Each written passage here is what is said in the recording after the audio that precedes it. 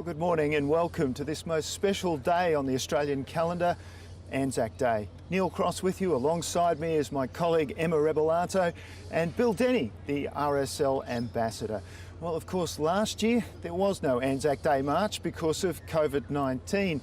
And this year, Emma, the march is going to look slightly different to what we've seen in the past. It will, Neil. So there's going to be a difference in not only who is marching, but how they'll be marching.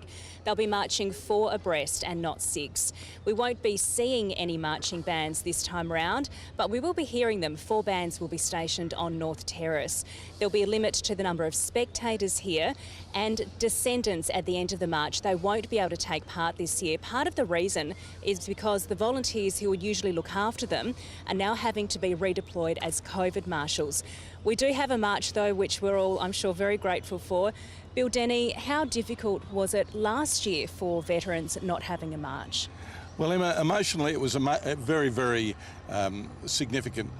This is the most important day of the year for the veteran community and for the state, the most important non-religious commemorative event of the year. And the veterans really missed it last year. Of course, this year we hope for more contemporary veterans to march, and sadly, of course, there'll be less World War II veterans. And it's truly tragic that many have passed in the year where there was no march, so they had no final march they knew of. Well, we'll have live coverage of the march. You won't miss anything, I promise you. It will start in about half an hour. Right now, though, we're going to where Anzac Day begins, at the dawn service from the National War Memorial on North Terrace, and we begin our coverage with the arrival of the Governor, for the last time as Governor, Hugh Van Lay.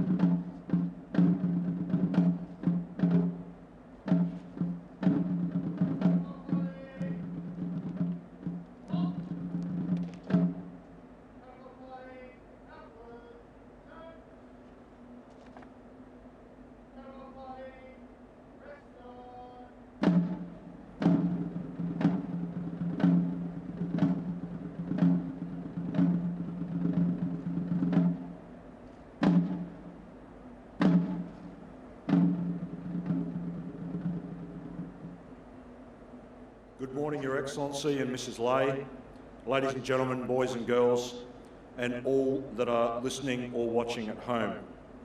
My name is Ian Smith. On behalf of the State President of the Returned and Services League, Mrs. Cheryl Cates, I welcome you to this dawn service.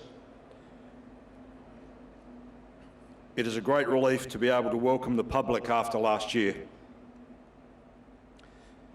A very special welcome to the 3 World War II veterans who have joined us here this morning. Ninamani means hello, how are you in the Kaurna language. On behalf of the RSL, I would like to acknowledge that this memorial is built on the traditional lands of the Kaurna people and that we respect their spiritual relationship with their country. We also acknowledge the Kaurna people as the traditional custodians of the Adelaide region and that their cultural and heritage beliefs are still as important to the living Kaurna people today.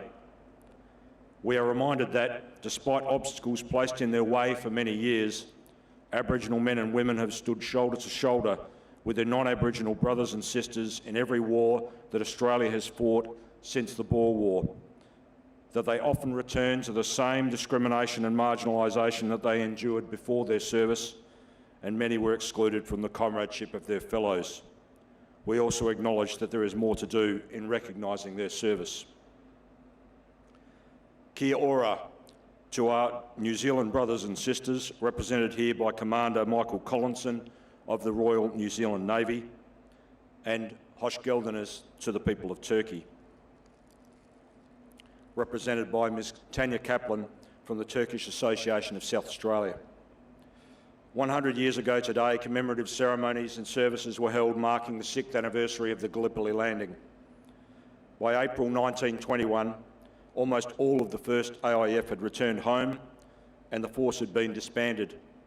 From a population of less than 5 million, 331,000 Australians had served overseas in World War I, and 60,000 were buried in foreign soil. The survivors had made the long journey home by ship, a large proportion of whom were maimed in body, mind and spirit. It is hard to imagine the sense of loss that would pervaded every city, town and farm right across the country. The National War Memorial around which we're gathered today was unveiled exactly 90 years ago.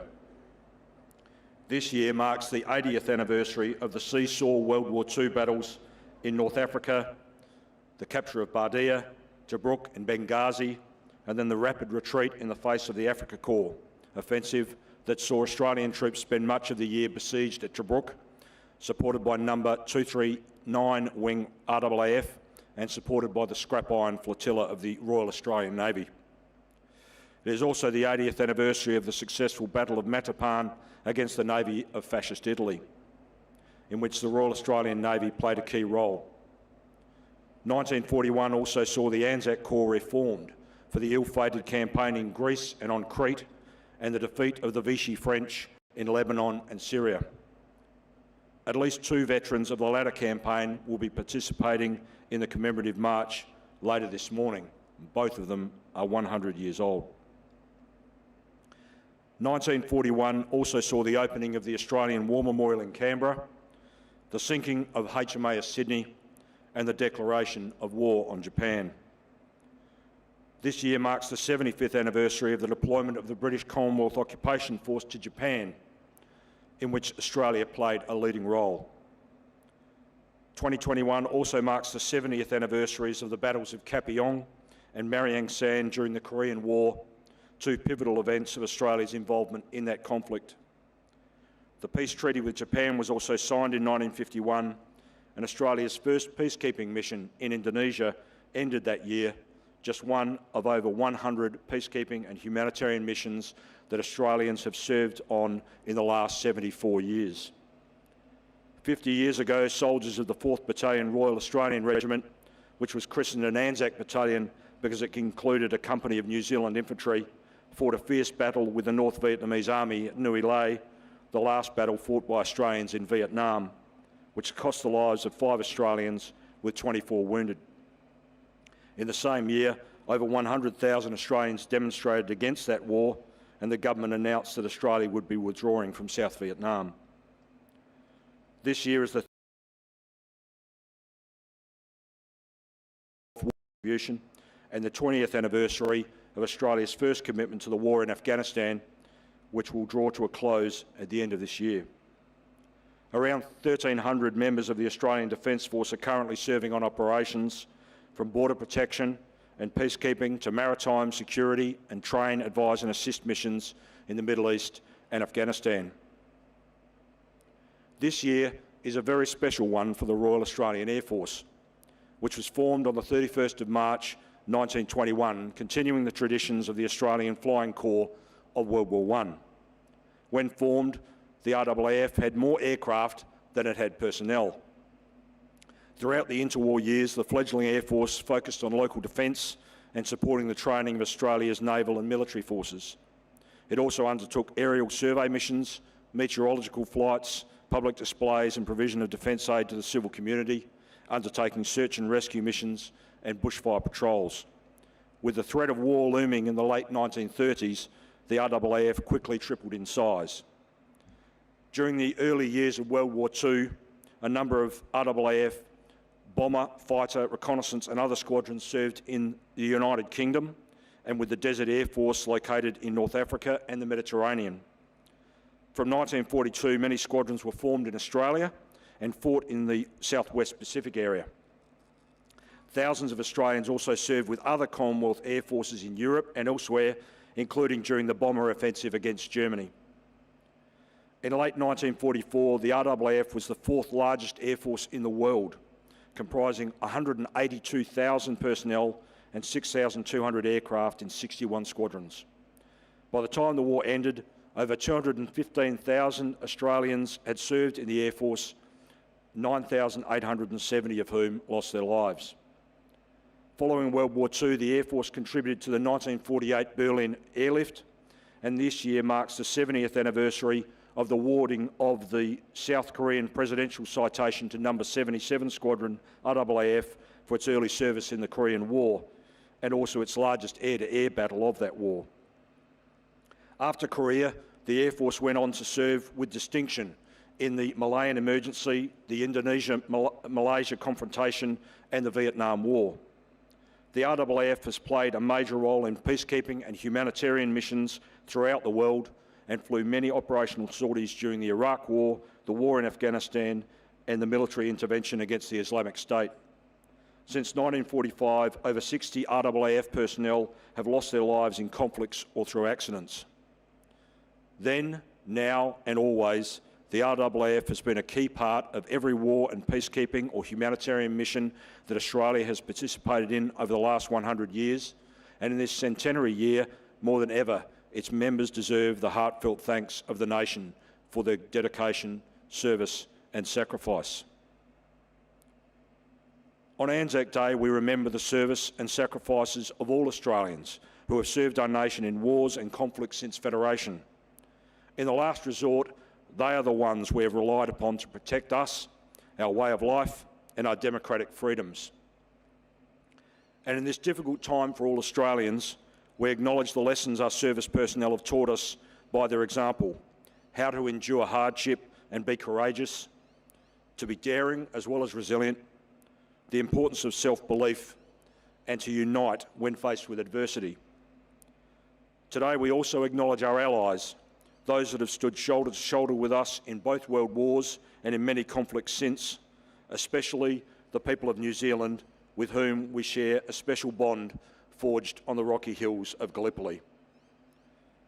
We remember too the high cost paid by those we fought in those conflicts, and to recognise that the passing of time often leads us to reconcile our differences and embrace nations and peoples that were once our implacable enemies. Our close relationship with the Turkish people is a testament to that. Warfare is brutal, destructive and costly, an experience that often takes a severe toll from the civilian population as well as from those who fight. It often leaves permanent marks on those who endure it, physically, mentally, spiritually and emotionally. Its only compensating attributes are courage, displayed in the face of death, and the uniting force of comradeship. Today, in this time of physical distancing, many men and women commemorating alone or with close family in Australia, New Zealand and across the world will be missing their mates and finding this Anzac Day particularly hard. If you know anyone, a veteran who is in WA, I'm sure they would appreciate a call from former comrades, friends and family. As we pause to remember and honour the fallen, we must also guard our Anzac Day traditions against the unthinking nationalism that sometimes is promoted by those who do not understand what Anzac Day is about. We must also be wary of those that seek to misuse the service and sacrifice of our men and women to promote their own narrow agendas. Such actions are unwelcome, and we must protect ourselves and our Anzac traditions from them. Likewise, Anzac Day has never been about success in battle. After all, our Anzac traditions spring from a costly disaster. Anzac Day has a single focus: the commemoration of Australian and New Zealand men and women who often sacrificed their lives in our name. It is a time we acknowledge that we are commemorating a willingness to serve and sacrifice for our land and its people. This applies as much to our young people who are currently serving in the Middle East and elsewhere around the world as it did to those that served in World War I. It is also the time we acknowledge that we have a duty as a society to support those who have lost their loved ones to war and its aftermath, and to embrace our wounded veterans of all conflicts, some of whom are only just coming to terms with how their service has altered the path of their lives and those of their families. Sadly, this process can result in family breakdown and homelessness, and has seen hundreds of our veterans take their own lives in the last 20 years. So today we commemorate, we show respect, we honour, and we give thanks.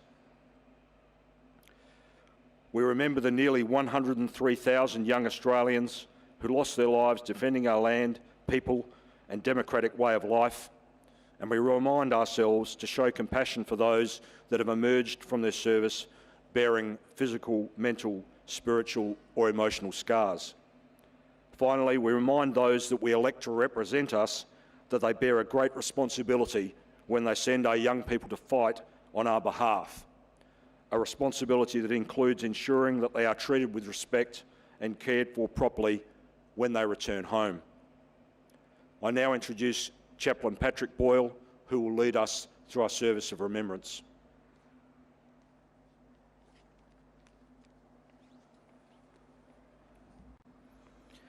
Please join in me as we sing a hymn, O God, our help in ages past.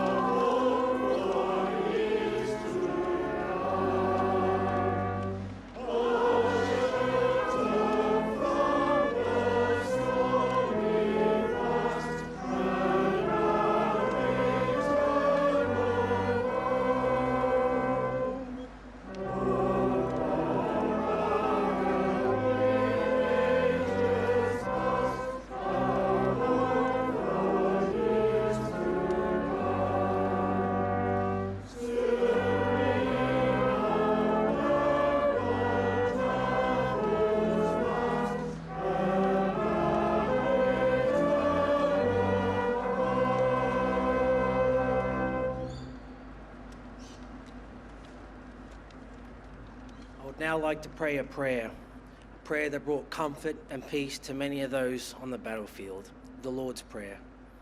Our Father in heaven, hallowed be your name. Your kingdom come, your will be done on earth as in heaven. Give us today our daily bread. Forgive us our sins as we forgive those who sin against us. Save us from the time of trial and deliver us from evil. For the kingdom, the power, and the glory are yours, now and forever. Amen. This morning's reading will be from Psalm 91. Those who live in the shelter of the Most High will find rest in the shadows of the Almighty. This I declare about the Lord. He alone is my refuge, my place of safety. He is my God, and I trust him. For he will rescue you from every trap and protect you from deadly disease. He will cover you with his feathers. He will shelter you with his wings. His faithful promises are your armor and protection. Do not be afraid of the terrors of the night, nor the arrows that fly in the day. Do not dread the disease that strikes in darkness, nor the disaster that strikes at midday. Though 1,000 fall at your side, though 10,000 are dying around you, these evils will not touch you. Just open your eyes and see how the wicked are punished. If you make the Lord your refuge, if you make the Most High your shelter, no evil will conquer you. No plague will come near your home, for he will order his angels to protect you wherever you go. They hold you up with their hands, so you won't even hurt your foot on a stone. You will trample upon lions and cobras. You will crush fierce lions and serpents under your feet. The Lord says, I will rescue those who love me. I will protect those who trust in my name. When they call on me, I will answer. I will be with them in trouble. I will rescue and honor them. I will reward them with a long life and give them my salvation. I'd now like to offer a prayer of remembrance. Lord God, as the sun rises this day, as it did on the first Anzac Day, we remember the sacrifice of the first Anzacs and the generations of men, women, and children who have since died in the cause of liberty and peace. We remember those who still bear the physical and mental scars and disabilities of their service. We remember those who still sleep where they were left, amid the holy scrub in the valleys and on the ridges of Gallipoli, on the rocky and terraced hills of Palestine, and in the cemeteries of France, Belgium, and the United Kingdom. We remember those who lie asleep in the ground beneath the Libyan desert in North Africa, the mountain passes and olive groves of Greece and Crete, and the hills of Lebanon and Syria.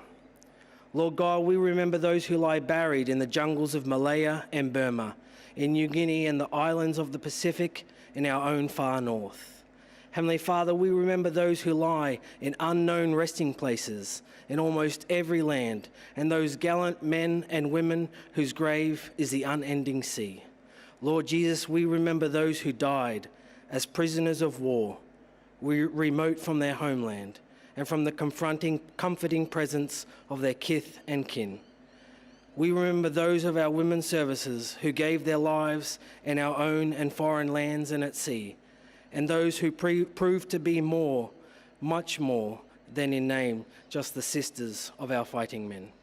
We remember the staunch friends who fought beside our men on the first Anzac Day, men of New Zealand who helped create the name Anzac, and those who served United Kingdom, the United States of America, and other allied forces. We remember those brave Australians who died in Korea, Malaya, Borneo, Vietnam, Iraq, and Afghanistan, and in peacekeeping and peace enforcement commitments, assisting to defend the Commonwealth and other countries of the free world against common enemies. Lord Jesus, we remember every man and woman in those crucial times who died so that the lights of freedom and humanity might continue to shine. Lord God, we remember those defence and civil personnel who lost their lives during peacetime service and whilst on humanitarian missions. Lord Jesus, we are thankful that today, unlike last year, we can stand together as one in this place and be grateful for the sacrifices of those who have served before, for those who are still serving, and for those who are yet to be asked to serve tomorrow. We are thankful for the centenary of the Royal Australian Air Force and all the brave aviators who have served before us. May all those we remember rest proudly in the knowledge of their achievements, and may we and our successors in that heritage prove worthy of their sacrifice. While we remember the mateship, the agony, the courage, the compassion of war service, save us from ever glorifying the horror and tragedy of war. Lord, as the sun rises on this day, we remember with thanksgiving and pride all those who served Australia in war. We offer our prayers of remembrance and thanksgiving. In Jesus' name I pray. Amen. Ladies and gentlemen, I now invite our senior guests to place a wreath or tribute on the memorial. The first wreath and tribute will be placed by His Excellency the Governor and Mrs. Lay.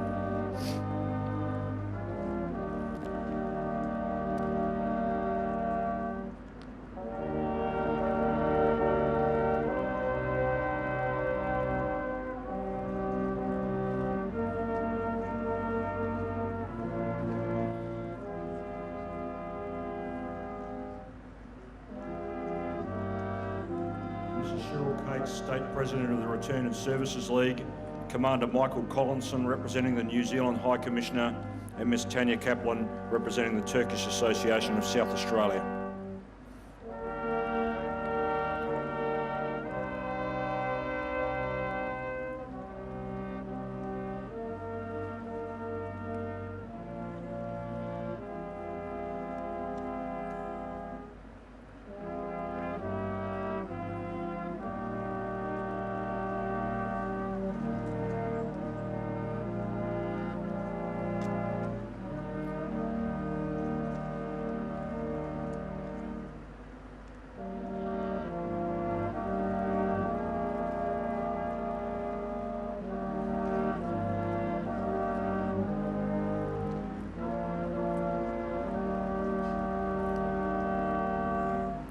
The Honourable Stephen Marshall MP, Premier of South Australia.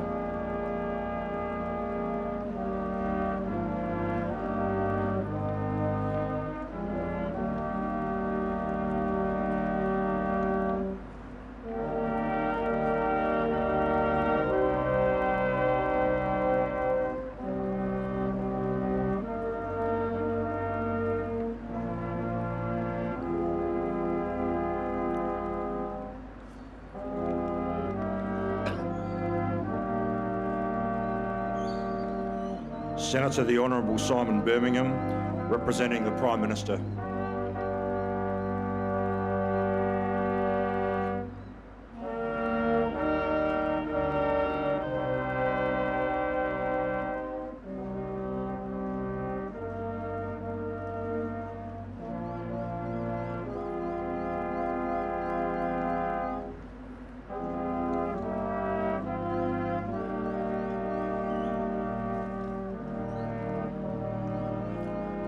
The Honourable Justice David Bleby, representing the Chief Justice of South Australia.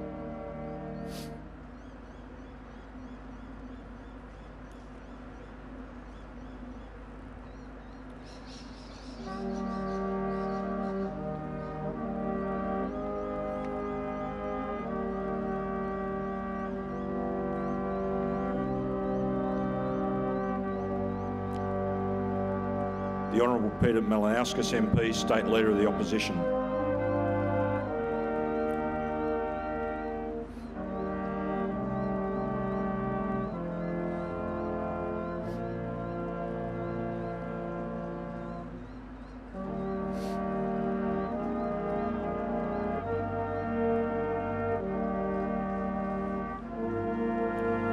Senator the Honourable Penny Wong, representing the Federal Leader of the Opposition.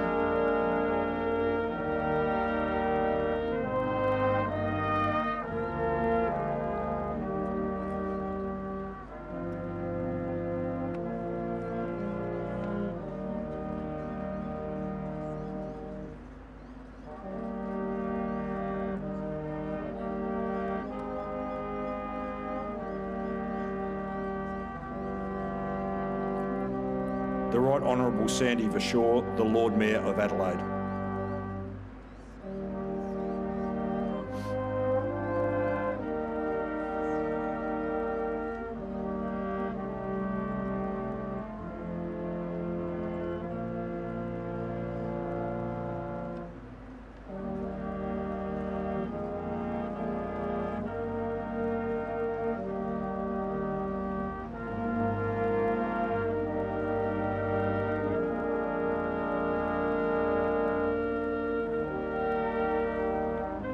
Mr Steve Georgianis, Federal Member for Adelaide.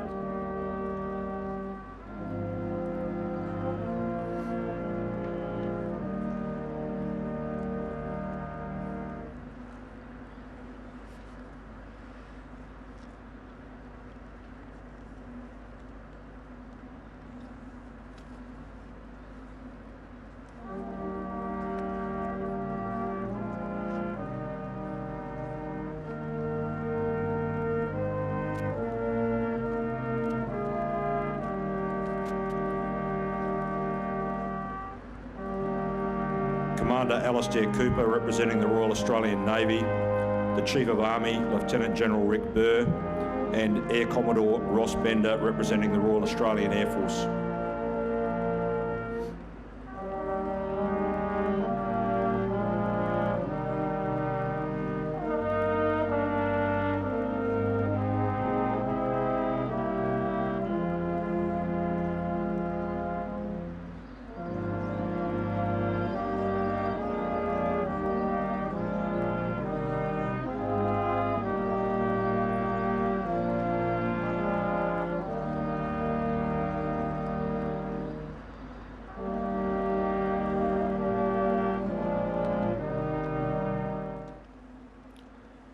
Your Excellency, ladies and gentlemen, I now invite Aircraftman Ian Kerr to recite the Ode of Remembrance.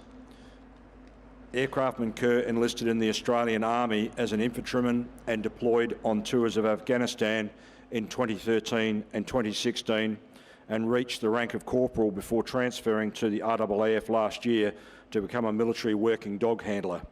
He is accompanied by his working dog Ulf, a Belgian Malinois. After the ode, you are requested to remove non-military headdress and stand fast while the last post is sounded. The last post will be followed by 2 minutes silence and the sounding of Reveille. They shall grow not old, as we that are left grow old. Age shall not weary them, nor the years condemn. At the going down of the sun, and in the morning, we will remember them, lest we forget.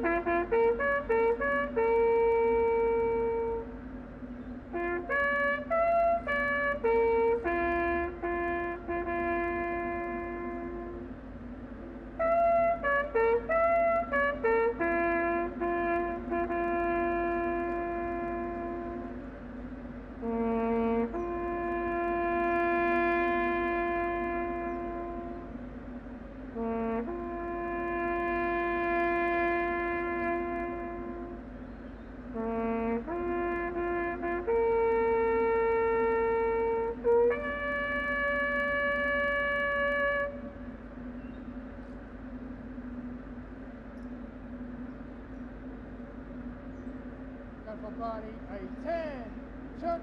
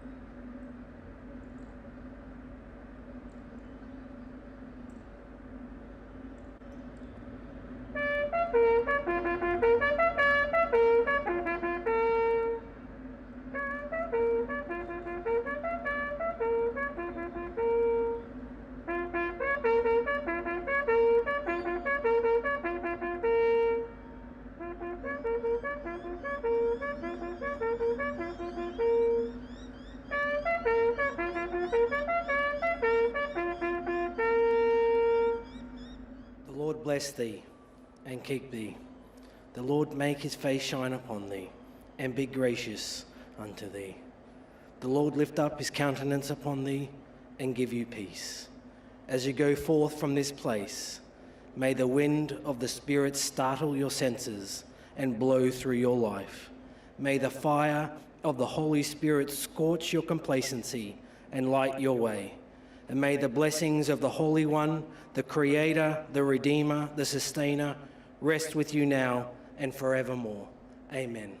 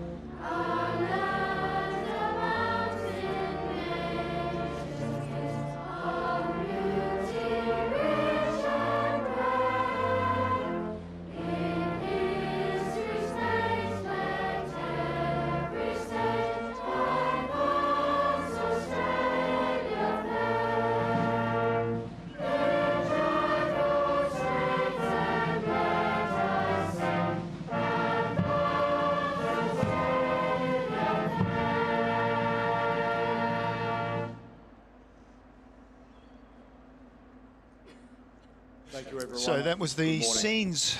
That was the scenes of the dawn service this morning in the National War Memorial up there on North Terrace, and as you can see there, these are live pictures as the march just getting underway, and the police greys leading out the march, which is the tradition in South Australia.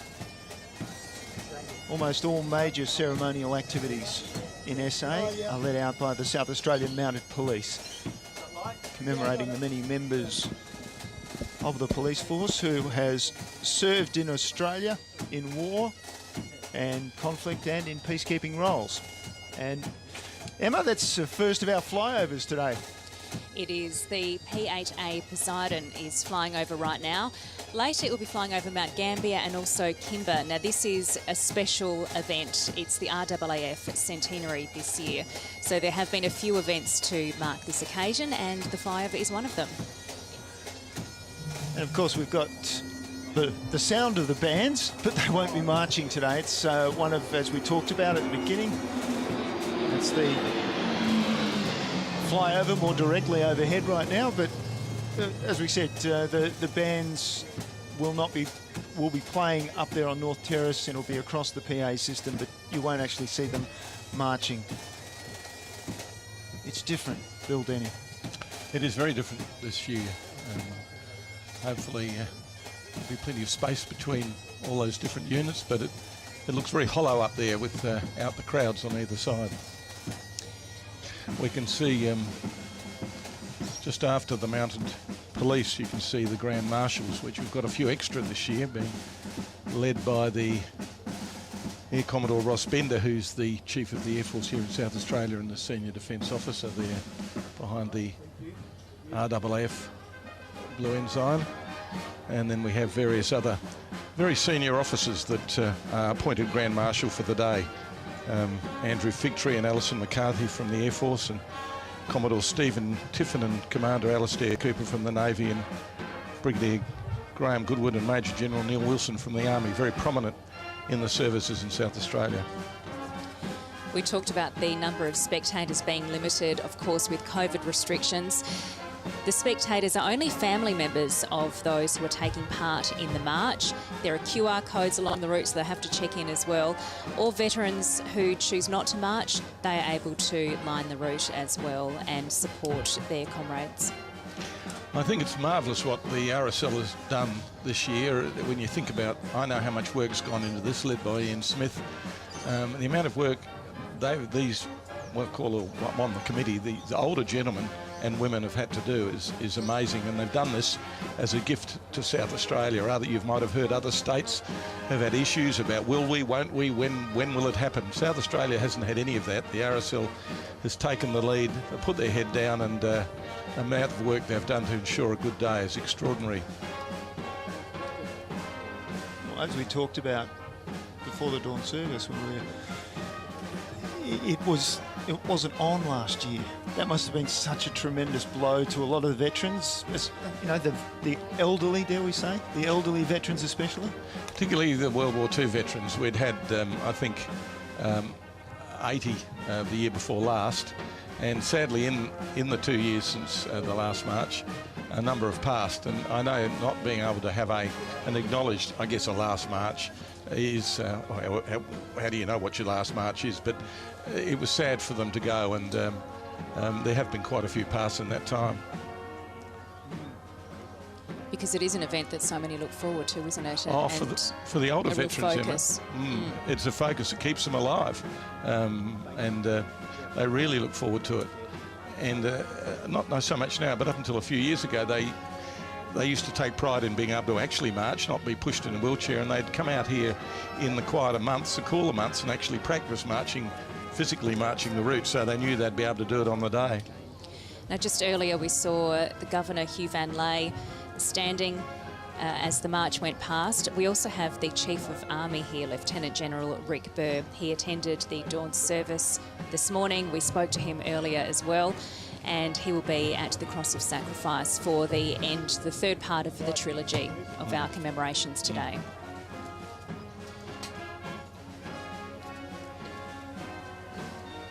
Just saw still waiting as they progress down Yeah, here they are.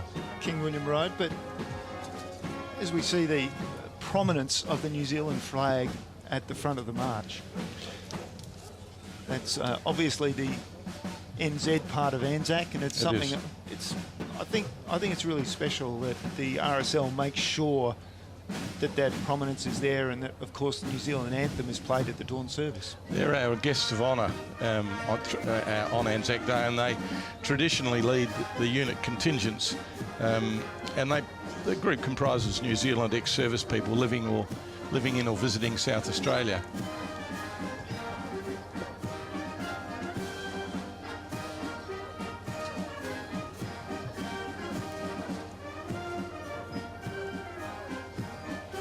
This part of the march obviously progresses very quickly.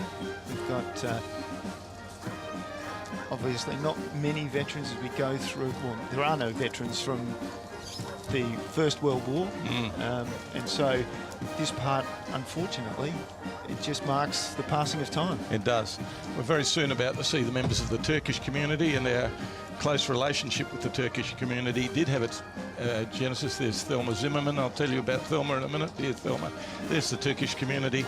Our close relationship with the Turkish community was actually forged on the battlefield, but particularly after the Turkish leader Mustafa Kemal Ataturk in 1944, only not long after the attempted invasion, made what we refer to as the Ataturk Statement, which is a marvellous statement of reconciliation which brought solace to so many wives and mothers of those lost.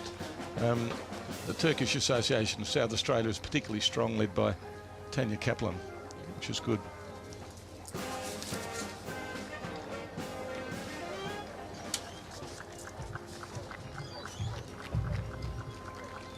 So we mentioned Hugh Van Ley. There he is. The very last time he will take the salute on this day. Or at least we think it's the last time, is that right? I think it is the last time. He gets an extension after this. We're about to see the Turkish contingent going past. Very soon we will see the Royal Australian Air Force Association. State President and Party, there it is. And the President there is Group Captain Robert Black. But I want to give a shout out to former Wing Commander Ron Bedell, marching AFC, marching with sons Scott and Leith, who are both servicemen. I think Ron is in a wheelchair, not enjoying the best of health. There he is, there I think. And good on you, Ron. Keep up the fight, mate.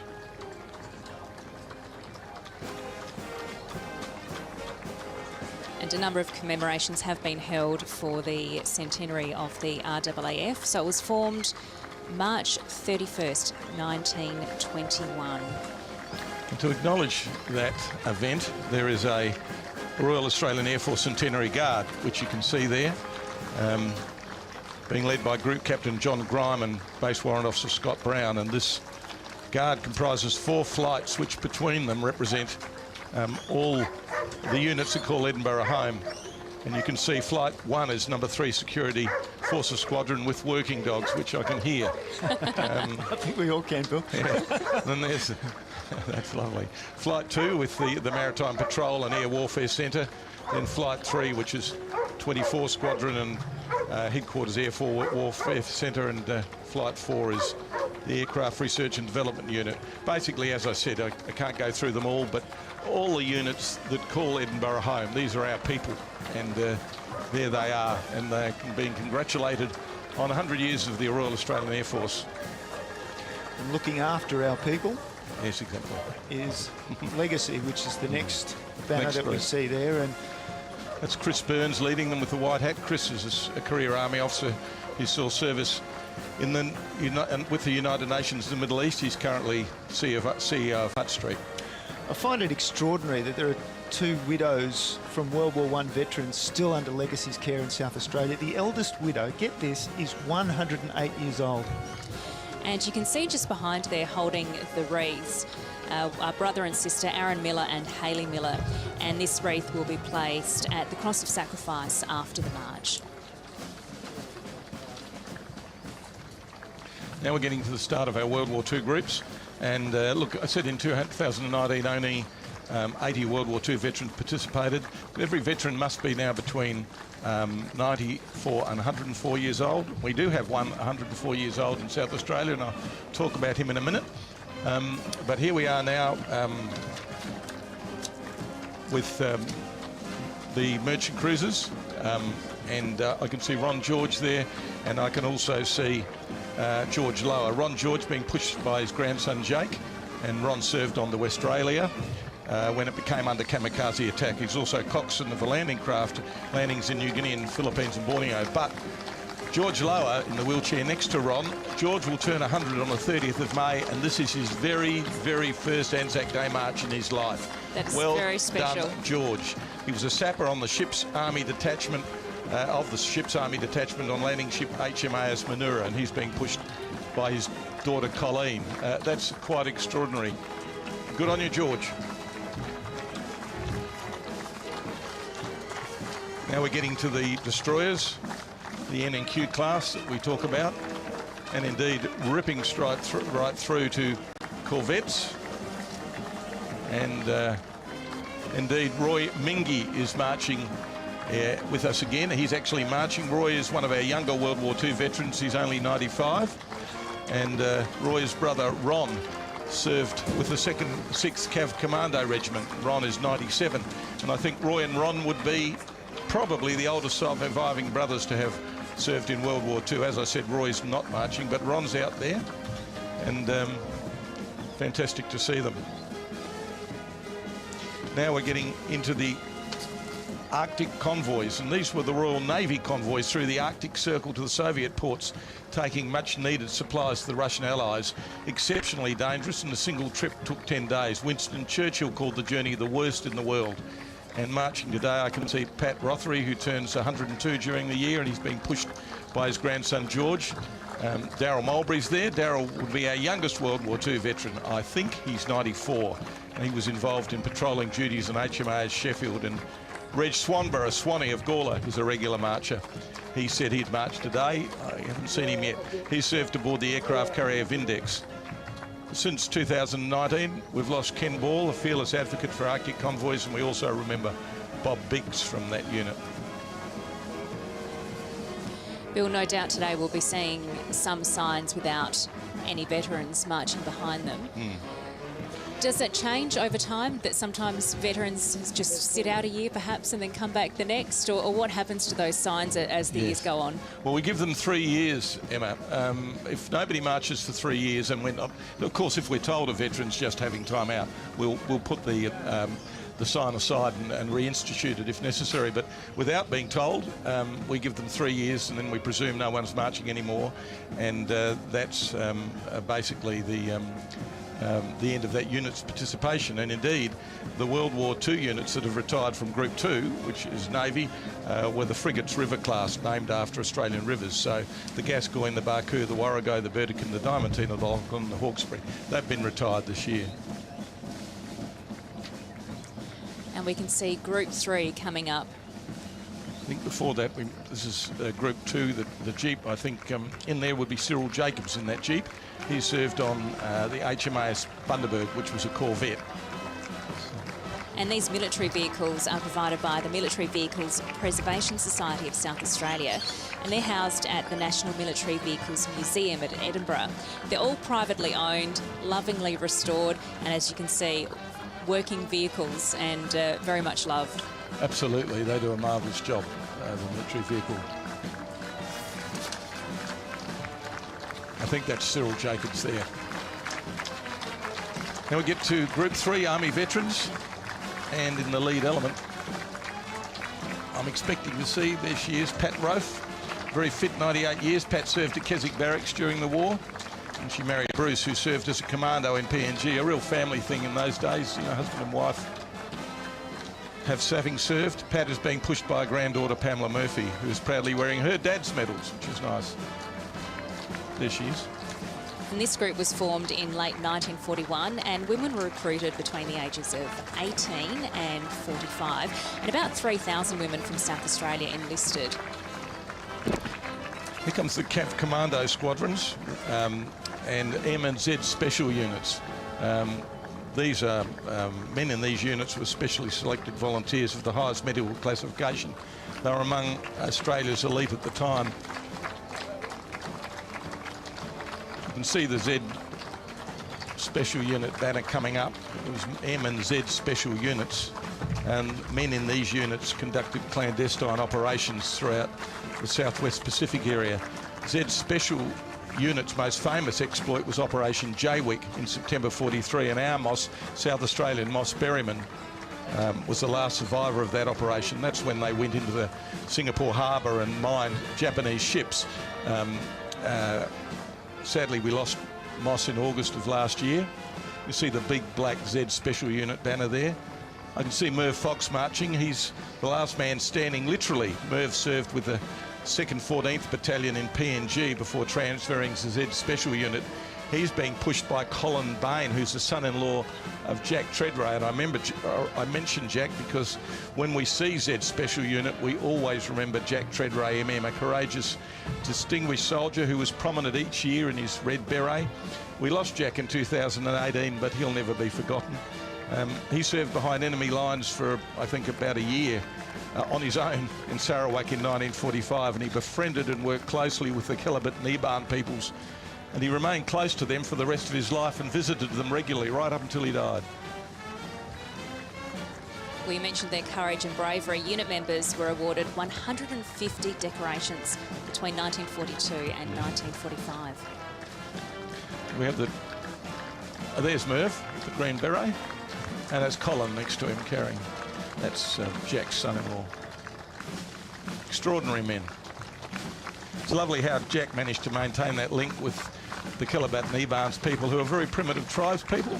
He would go up there every few years, and I know at one stage those tribes people have been awarded World War II medals, but over the years had lost a lot. And Jack took back a complete set for each one of the surviving members.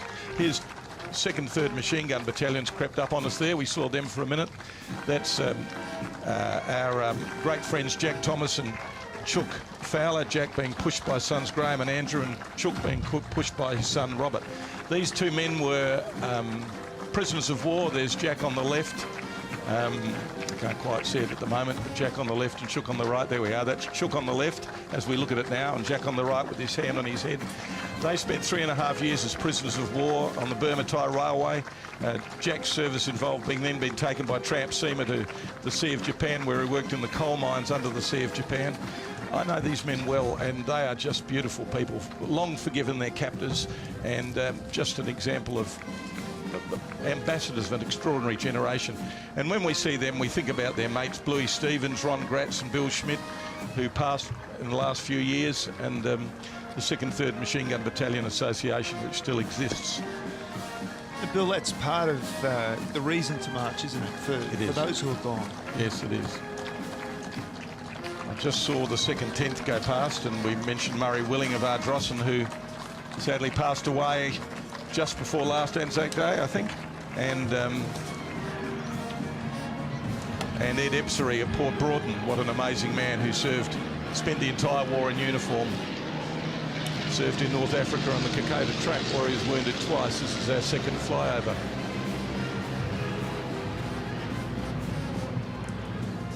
Here we are, 2nd 43rd Battalion, which is one of our infantry units, and 2nd 48th.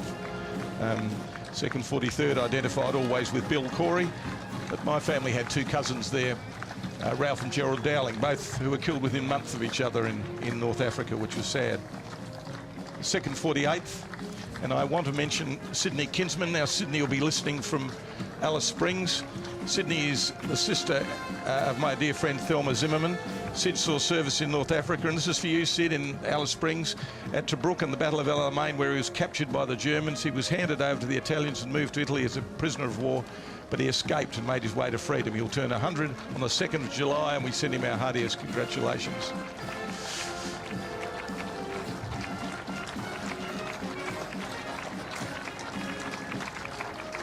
In 2019, we lost our old mate Bill McAvoy, a broken hill lad. He marched until he was aged 95. He too was a rat of Tobruk and El Alamein. We lost him on the 28th of February last year. So,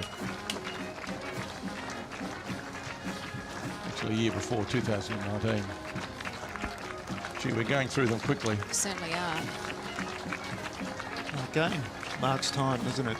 Yeah. The veterans of... I think I looked for Les Brown there, who was being pushed by Michael McAvaney of the 2nd 27th Battalion SA Scottish Battalion. Sorry, 2nd 27th Battalion SA Scottish Regiment. Forgive me. And now we've moved on to... There's Les, sitting in the back of that Jeep. Les Brown. Les Brown's got a marvellous... Les has got a marvellous recipe for life. He said he's never drunk, never smoked, never gambled, and finally never married. Final word of advice from his father was, no matter what the challenge, simply use your common sense. So we're going to Group 5 now, the Royal Australian and Royal Air Force veterans. And that was led by the Women's Australian Auxiliary Air Force. We can also see Middle East. Yes. Acknowledge our friend Thelma Zimmerman, who is a prominent member of Women's Australian Auxiliary Air Force. She's not marching today, but she's watching from the War Widows stand. I'd like to acknowledge Ray Harris and June Hunter, who are marching. And of course, I sadly acknowledge the loss of Betty Plummer, who, a gracious and dignified lady who marched until last year. The Middle East, that would have included Dean Stanton, a much-loved member of the KI community, but like so many others, he passed away very recently, actually, only a month or so ago.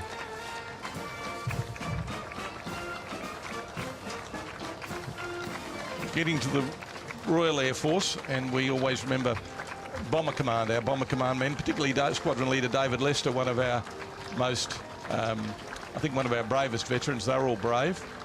And indeed, David piloted 68 Bomber Command missions, and some as young as he was being only 19.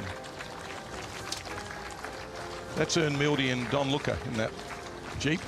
Ern and Don were also Bomber Command men, and indeed Ern was at the dawn service this morning, so he's there. In the staff car, that's Colin Capone. He was at the dawn service this morning, and he was present at the Japanese surrender in East Timor as a RAAF veteran. He's the uncle of Vince Scotland, who does such good work with our Anzac Eve Youth Vigil. Geez, that's a beautiful car. That's tough. Yeah, it is. That's the only thing. It's hard to see who's in it. That's the only difficulty. This is the RSL Care bus, which has a whole range of different veterans in it. Margaret Russell, Graham Liebel, John Bartlett, and others. That one comes from Myrtle Bank. The second bus comes from Moreland Court down at Angle Park. So these are our veterans who sadly can't march anymore, physically march, and most of those are in care, and this is a very important day out for them.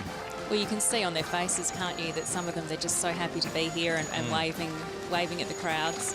Yes, it's magnificent.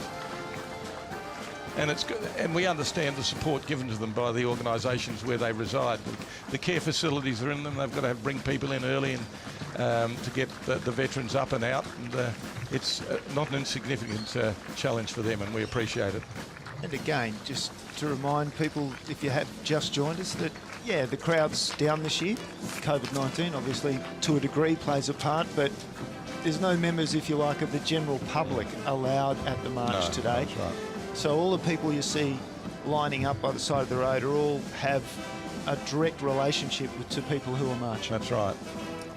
I think just because Bomber Command went past so quickly, I'd just like to acknowledge Norm Ginn and Angus Hughes, Norm of Victor Harbour and Angus Hughes, both of those men.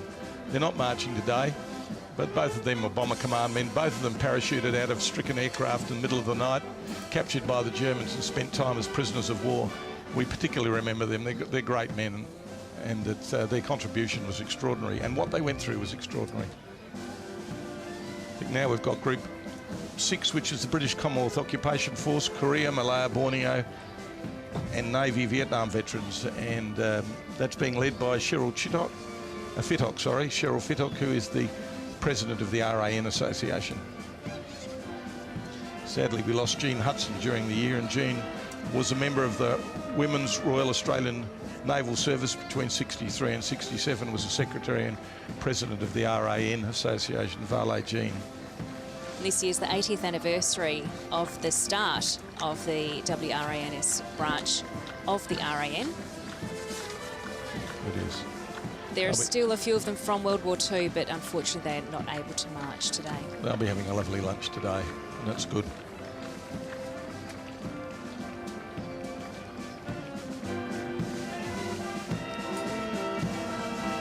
They're very smart, don't they? They do. We also have the Royal Australian Army Nursing Corps, formed as a corps in 1951. The history dates back to 1898 with service in the Boer War. More than 5,500 women served in World War I and World War II. Is that somewhat of a focus of the RSL, Bill, just to get more women involved, to acknowledge their service? Absolutely. To remember that it didn't just start yesterday, it started, as we said, what is it, dating back to the Boer War. That's right. Women have an extraordinary role to play, and the RSL likes to acknowledge it. Just seeing the British Commonwealth Occupation Force go past, I don't think anybody was behind that banner, but the well-known South Australians, Don Beard, who we much loved, Les Brown, who I mentioned, and Dr. Robert Kennan were members of BCOF. Now we have Korea veterans. And it's the 70th anniversary of the Battle of Kap Yong. And there was a commemoration, a service in Seoul just in the past few days for that anniversary. And also a big event yesterday here in Adelaide for the veterans. Don Beard, Bob McIntosh, OAM, AFC OAM, was a pilot there. He went on to serve in Vietnam, a good and great man, and we lost Bobby in 2019. Cheerio to Gary Page, who served with 2RAR in Korea and BCOF in Japan. Happy days, Gary. So we saw the Malaya and Borneo veterans, and then HMA Fleet Air Arm. The Malaya and Borneo veterans, this is the 55th anniversary of the ceasefire and declaration of the end of the Indonesian confrontation. I see Brian Selby leading that group. They'll be having a reunion soon, and a big service in Canberra soon. So now the Far East Strategic Reserve. It's an amazing organisation. It formed in 1948 and concluded in 71. It represents the longest unbroken defence commitment by Australia and New Zealand in the military history of both nations. And these are regular RAN members who served from the Malayan Peninsula Malayan Peninsula, south to Bali and north to the Russian Peninsula, east to Hawaii.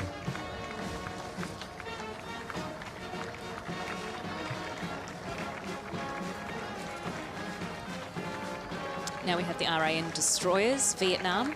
Yes, And they were attached to the US 7th Fleet in Vietnam. The destroyers, known as the gun line destroyers, they delivered naval gunfire support to the ground forces. absolutely.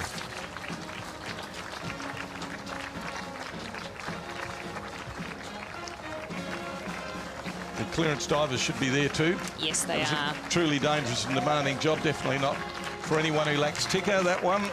Served in Korea, Malaya, Vietnam, Kuwait, East Timor, Afghanistan and Iraq. I met a bloke the other day whose son's in that. I think one of their tests was to swim underwater at night across the width of Sydney Harbour.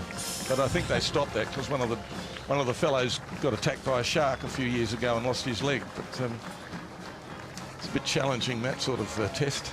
Yeah, and it's only a test. That's right. It's not the one real of many.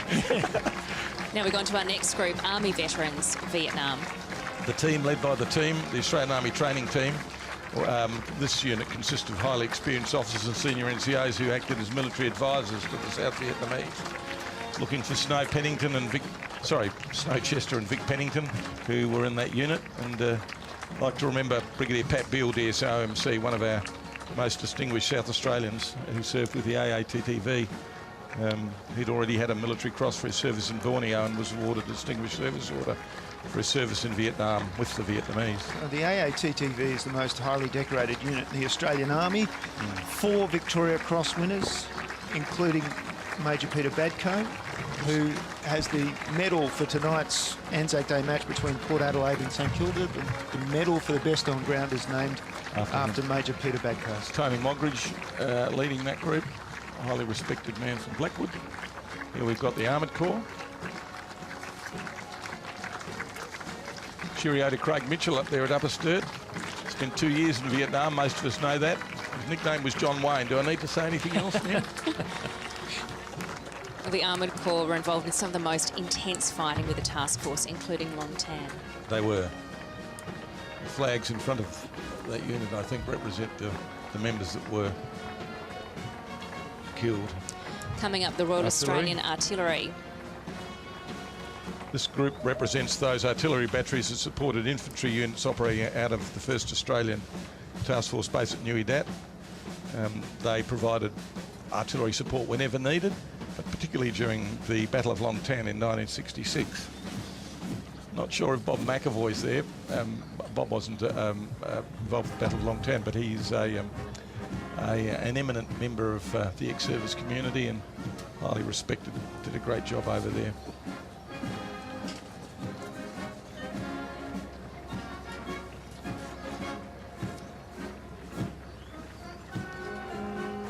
So just behind that we can see the Royal Australian Engineers.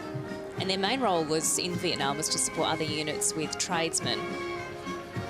Yes, they also had an infantry role if required. Their tasks included landmine location and destruction, tunnel searching, checking food and weapon caches for booby traps. I know Roger Cook of Galway, who played rugby for the Wallabies, Neil, before donning the uniform. He did a great job with road construction. Some of his roads are still in use 50 years later. They're also involved in a community aid program, so tradesmen built structures for civilians as well in Vietnam. They did. So And here we go, the tunnel rats. Yeah. Yes, the tunnel rats worked in 2-man teams attached to the infantry as splinter teams or attached to army units as armoured units as mini teams. And they faced a particularly challenging battle space, and their service required exceptional bravery. I can see Tony Parmenter there. He was a cook at a Wirrangoo man who served his nation with pride.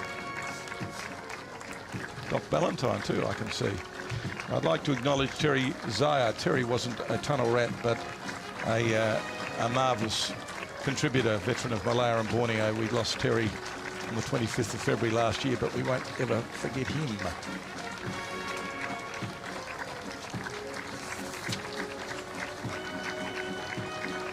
We've got the Corps of Signals following the tunnel rats there.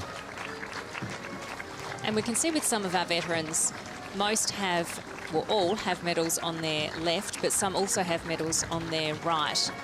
And the right means that they're the next of kin, that they have ancestors who also fought for Australia. Here comes Signal Corps, Corps motto, swift and sure. Royal Australian Corps of Signals, Vietnam, that's the blue and green and light blue banner. You can see Walter Watt there, a former and long-term and valued employee of the RSL.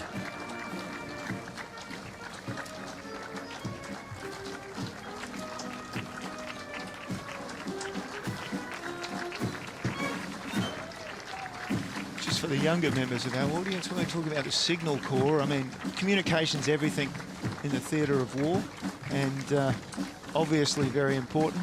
But didn't have phones in those days, no mobiles or anything like that. They really relied on the Signal Corps. That's the RAAC. There's John Cambridge there. John, I think 4 generations of his family have worn. That's the bit there you would have noticed had a lot of medals on his right-hand side. He had plenty. Yeah, Dean Ryan and Tony French there. There's 86 Transport Platoon.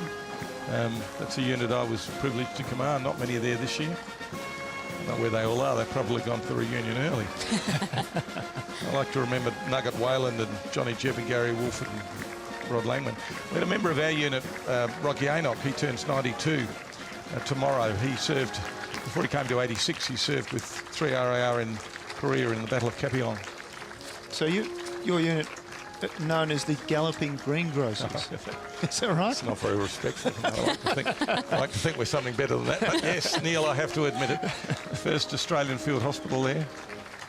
I saw Titch Tyson there.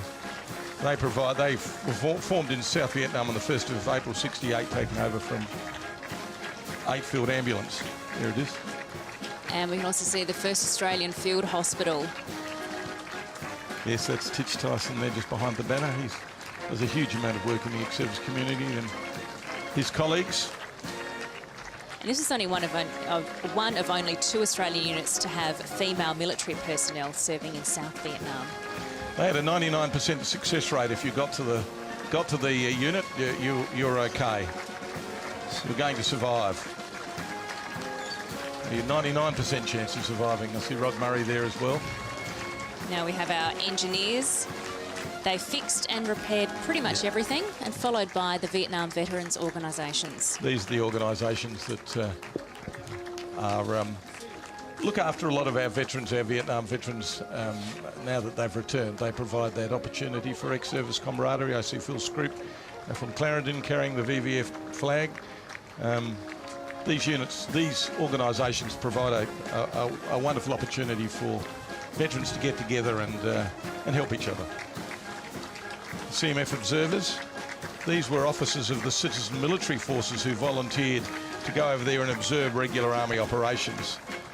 They were attached for about 2 weeks for familiarisation, but sadly in that time one was killed and 9 were wounded. 42 South Australians took part in that as well. Now we have a group of Royal Australian Air Force and 9 Squadron RAAF and the forward air controllers all looped in together. And Norm Goodall is leading that group from Strathalbyn. He commanded 9 Squadron and flew the Bushranger gunships. His wife Kate has still got a strong interest. She's the president of the Strathalbyn RSL. We always remember Michael Herbert at this time. I mention Michael every year. He was lost in Vietnam on the 3rd of November 1970 and remained missing for nearly 40 years before we finally found him. There's the second of our flyovers, and that's the Boomerang aircraft, which is being flown by Jim Whaley, former squadron leader in the RAAF. And that aircraft, we believe, I think was flown by Jim's father years ago, and Jim found it wrecked in the jungle and restored it. What a story. HMA Submarines, they conducted surveillance missions in waters of Southeast Asia during the Cold War era. Also exercises with Army Special Air Service troops and Navy clearance divers. I missed the Australian entertainment groups there, but I'm not sure if Johnny Mack and Bev Harrell and Julie Garrett went through. But we're getting very closely now to the South Vietnamese veterans. They present well in spite of their advancing years. Most of them would be approaching or past 80 years of age, being led by the President DENNY. These are men who, after the invasion of South Vietnam, after the loss of the war, jumped on leaky boats and came out and made Australia their home. Now up to Group 9, the Royal Australian Regiment and the Special Air Service Regiment veterans. It's being led by Mike von Berg, a decorated Vietnam veteran who served with 5RAR and later the SAS. Still has a prominent role in pretty well everything to do with the ex-services community and rugby. Yes, big rugby. Rugby. Huge rugby. Huge rugby. And we get to the 1st Battalion, I think. First and second battalion. Battalions going through. All these units have seen service right through from Korea through to the current day. There's the 3rd Battalion. They're having a reunion. D Company, that's why there's a lot of them there today. D Company 3RAR are having a reunion. That's D Company 3RAR's second tour. They served in Vietnam in '71 and holding their 50th anniversary in Adelaide over this weekend, and we wish them well. I want to mention Rod Gill of 3RAR of Port Victoria. Rod had a distinguished career. He'd be here today if he wasn't running the service in Port Victoria. He served with A Company 3RAR in '71 and went back and did it a second time. Finished up after 38 years with a conspicuous service medal. And you can see the very distinctive tiger head there. That's 5 Battalion. 5 Battalion. Yep. They went to Vietnam in '66 and '67 and '69 and '70, including the Battle of Ben Ba. They've done lots of work in Iraq and Afghanistan. Iraq in 2007, Afghanistan in 10-11, and then when they were linked, they did work with 5-7 in East Timor between 1999 and 2000 and 2008, 2009. We're down to the 6th Battalion now, yep. which is, love saying this, formed at Enoggera Barracks, which is the base in, or the suburb, if you like, in Brisbane, but it's also got a base there, 6th Battalion. 2 tours of Vietnam, including the Battle of Long Tan.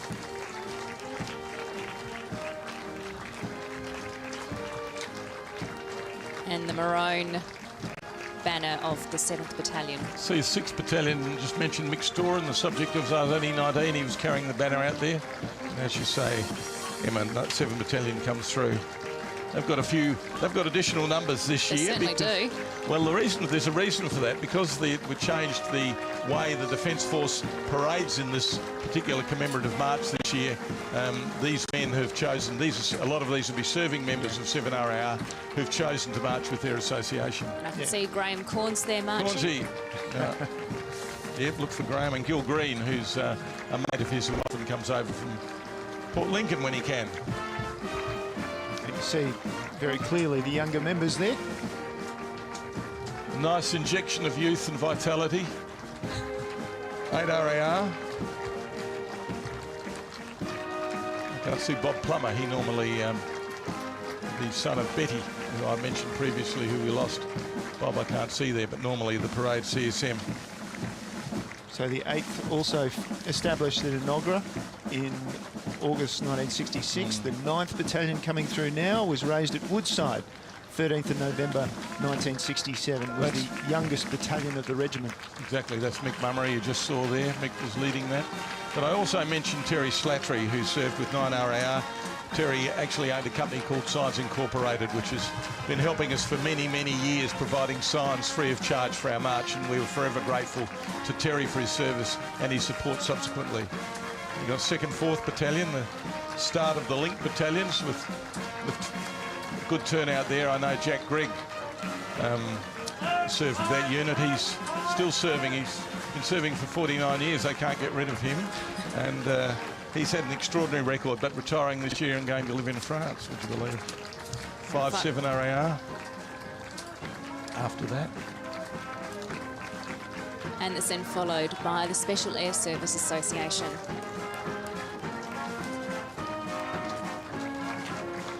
Marty Hamilton-Smith leading that. Special Air Service in the old days had a long-range reconnaissance role. They weren't into offensive operations. That's only a recent innovation in the more recent conflicts. can see more of our military vehicles here. Yep. Such an important role is to enable even more veterans to take part in these commemorations. It is very important.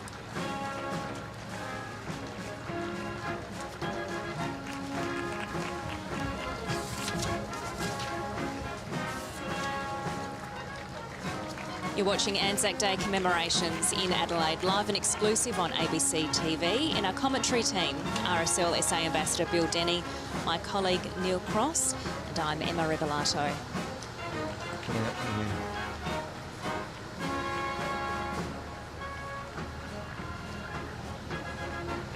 Following this,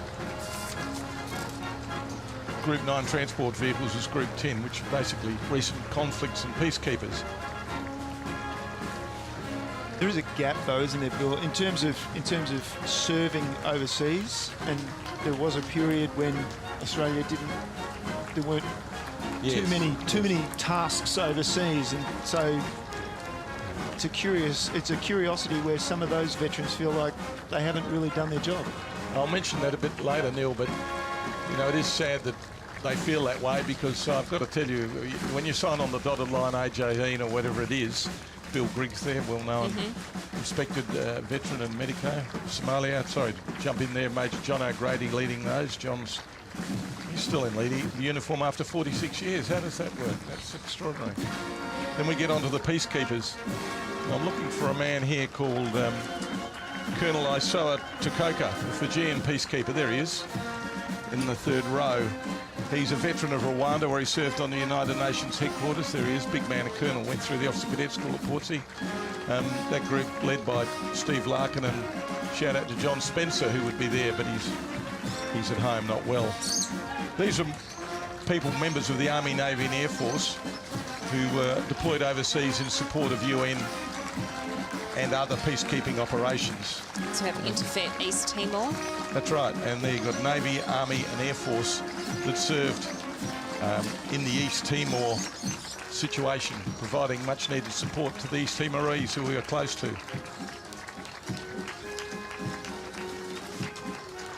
And we're going straight through Southeast Asia, which includes from 1975 to present, which includes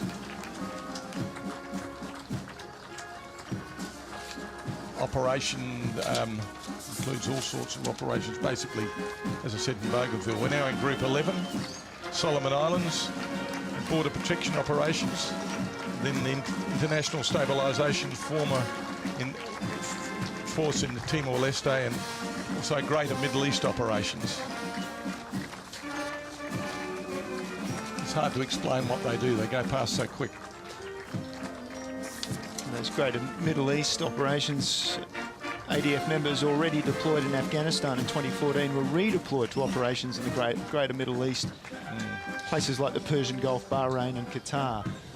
And I think it's really important to see that younger veterans are taking part in these commemorations as well. That's how we need to honour them, and they remember those who served before as well. So pass the baton. We'll soon be seeing, I hope, police peacekeepers. There they are. This includes United Nations civilian police and others who've served with UN peacekeeping forces in various areas, including Cyprus, Kashmir, Timor-Leste, Mozambique, Cambodia, New Guinea, Haiti, Somalia and the Solomon Islands.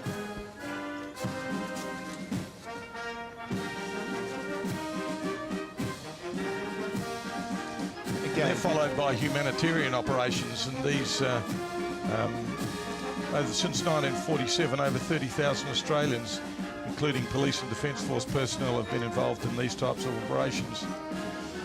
The United Nations, through their humanitarian operations, provides relief support and assistance and disaster relief for any catastrophic situation anywhere in the world. And these are civilians, and I think that's important to remember. The defence civilians with operational service. And the Defence civilians based at Edinburgh, 2,000 civilians employed by Defence, and they were first used during the Vietnam War. That's right.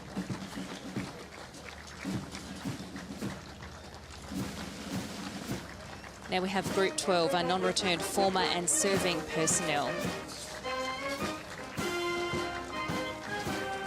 Service women These are non-return people, and I think it's, as I said before, it's extraordinarily important to make sure we recognise that whether you serve or not is simply fate, and the people who didn't serve overseas, the services is just as valuable as those that didn't. And they probably did it, you know, they probably required a bit more motivation because they weren't overseas.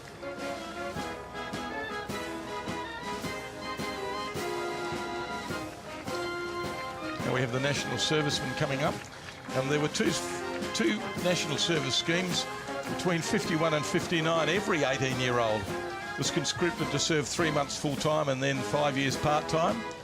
And then later on the better-known one, where better-known scheme, which operated between 65 and 72, which is the ballot scheme, where 20-year-olds were liable for selective service by birthday ballot. And they were conscripted for 2 years, and many served overseas.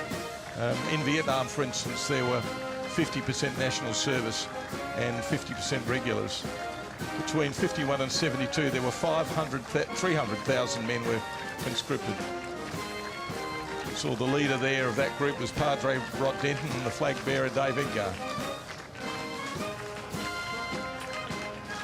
Great group.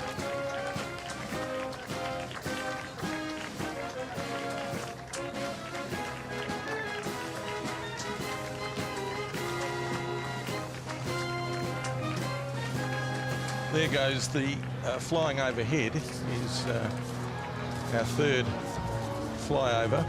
That's a Cessna aircraft, Possum 6-3. This aircraft, complete with bullet holes courtesy of the Viet Cong, was one of 7 that served in Vietnam. They were all retired in 1975, and the owner is Darrell Hill, an ex-Royal Australian Air Force man.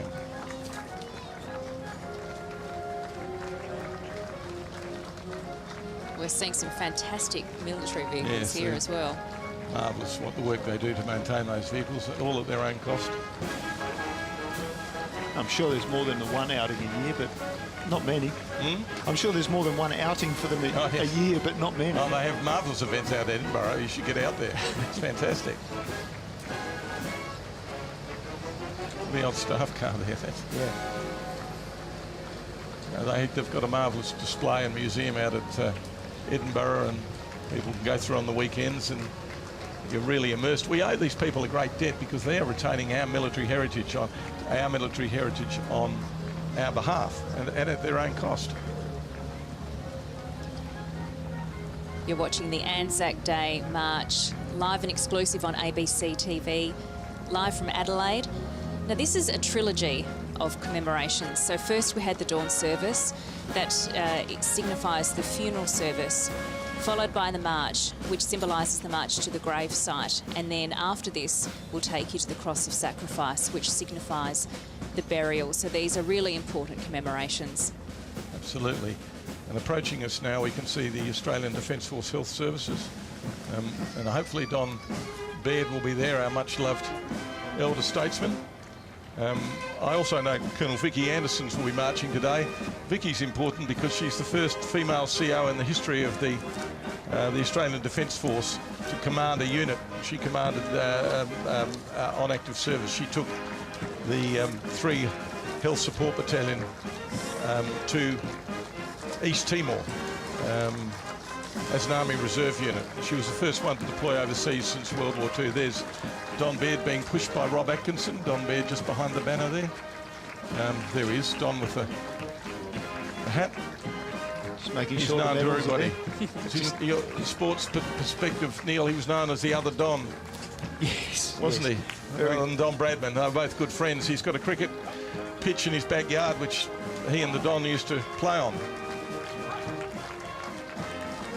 Just add a few more scores to the Don's enviable record. Yes. Now we've got former members of Royal Australian Navy, HMAS Adelaide, HMAS Encounter, and HMAS Tingara, which was a training ship.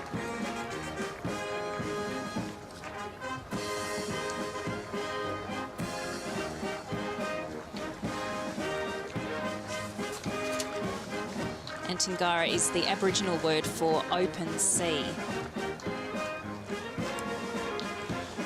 Just a reminder, if you're watching and you're wondering why you're not seeing the bands, well, bands aren't marching as they normally would in our Anzac Day March, but instead they are up on North Terrace, providing for the PA system the music that you hear in the background.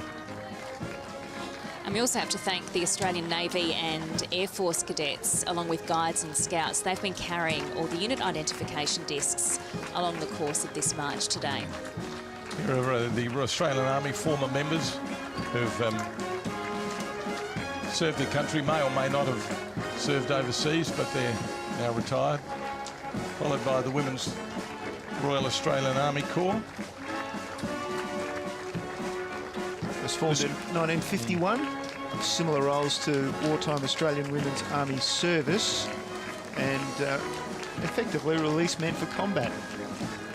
10,000 women served in the Women's Royal Australian Army Corps, both full-time and part-time, between 51 and 84. Here's the Officer Training Unit at Skyville. This was an organisation established in 1965 to train officers primarily for overseas service. They did a 22-week course and graduated as second lieutenants. A pretty hard task. 328 served in Vietnam, with 8 killed in action. Then we have the South Australian Mounted Rifles, a unit. It's probably got the longest history of any other South Australian, I stand to be corrected, any other South Australian unit, but I stand to be corrected there. It's descended from the Reed Beds Cavalry, which was established in our very earliest colonial days. Followed by Air Defence Artillery. 16 Airland Regiment was based in Woodside in South Australia.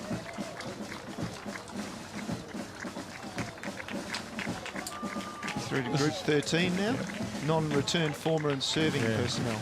I've made this point before that they didn't see operational service, but it's great to see them marching. Some of the best officers I've known didn't actually get overseas because of, Neil, you talked about the great peace. I'd give a shout out to a friend of mine, Peter Anstey, who's probably one of the better officers I served with. He didn't get overseas, but his service was just as valuable as those that did.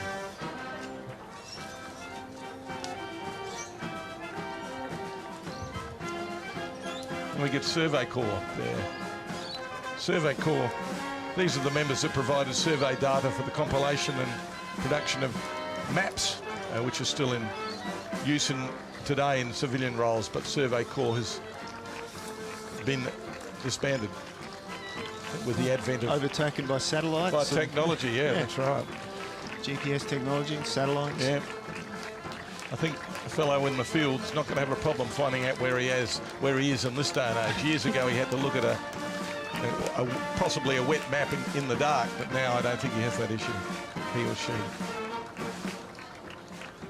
Royal Australian Corps of Signals reservists and non-veteran regular army members. And the Royal South Australia Regiment. These are all reservists and non-veteran regular army members with the RSAR. They're ex-serving members of the RSAR from the late 1950s until the present day. Now we can see the Royal Australian Corps of Transport. Yes, these are 1973, the Royal Australian Corps of Transport absorbed the REBELLATO and elements of the Royal Australian Engineers. You can see a lot of fellas there, Blue Wanacott and Rob Kenny and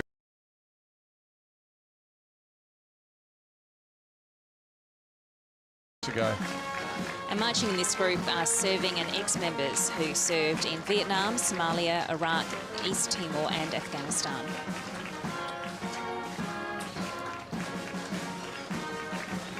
Mentioned Dale Woodhart.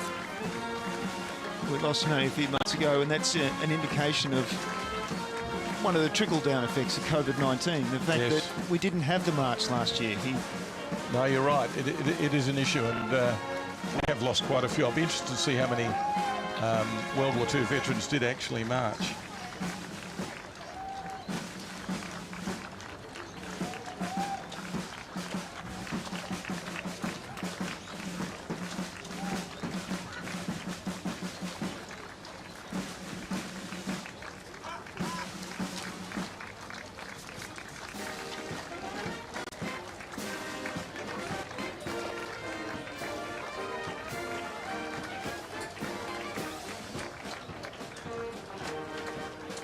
I missed a chap early on that I should have picked up, Laurie Gillespie, who was went past very early on in the World War II group. He was being pushed by his grandson Nick. Laurie will be 99 in December. He served as a sergeant in Ordnance Corps and saw service in Darwin, Port Moresby and Lae. Sorry to miss you, Laurie. Saw there the Army Pay Corps, formed 23 September 1914. And yes, always good to get paid. It is. Followed by the Corps of Military Police. They weren't quite as popular as the Pay Corps. I think you'd say that. The other one we saw... Important job. Yeah, the other one we saw earlier too, the Australian Army Catering Corps. It's like Army marches on its stomach, isn't that well, what you're saying? That's true. That's true. That's still the case.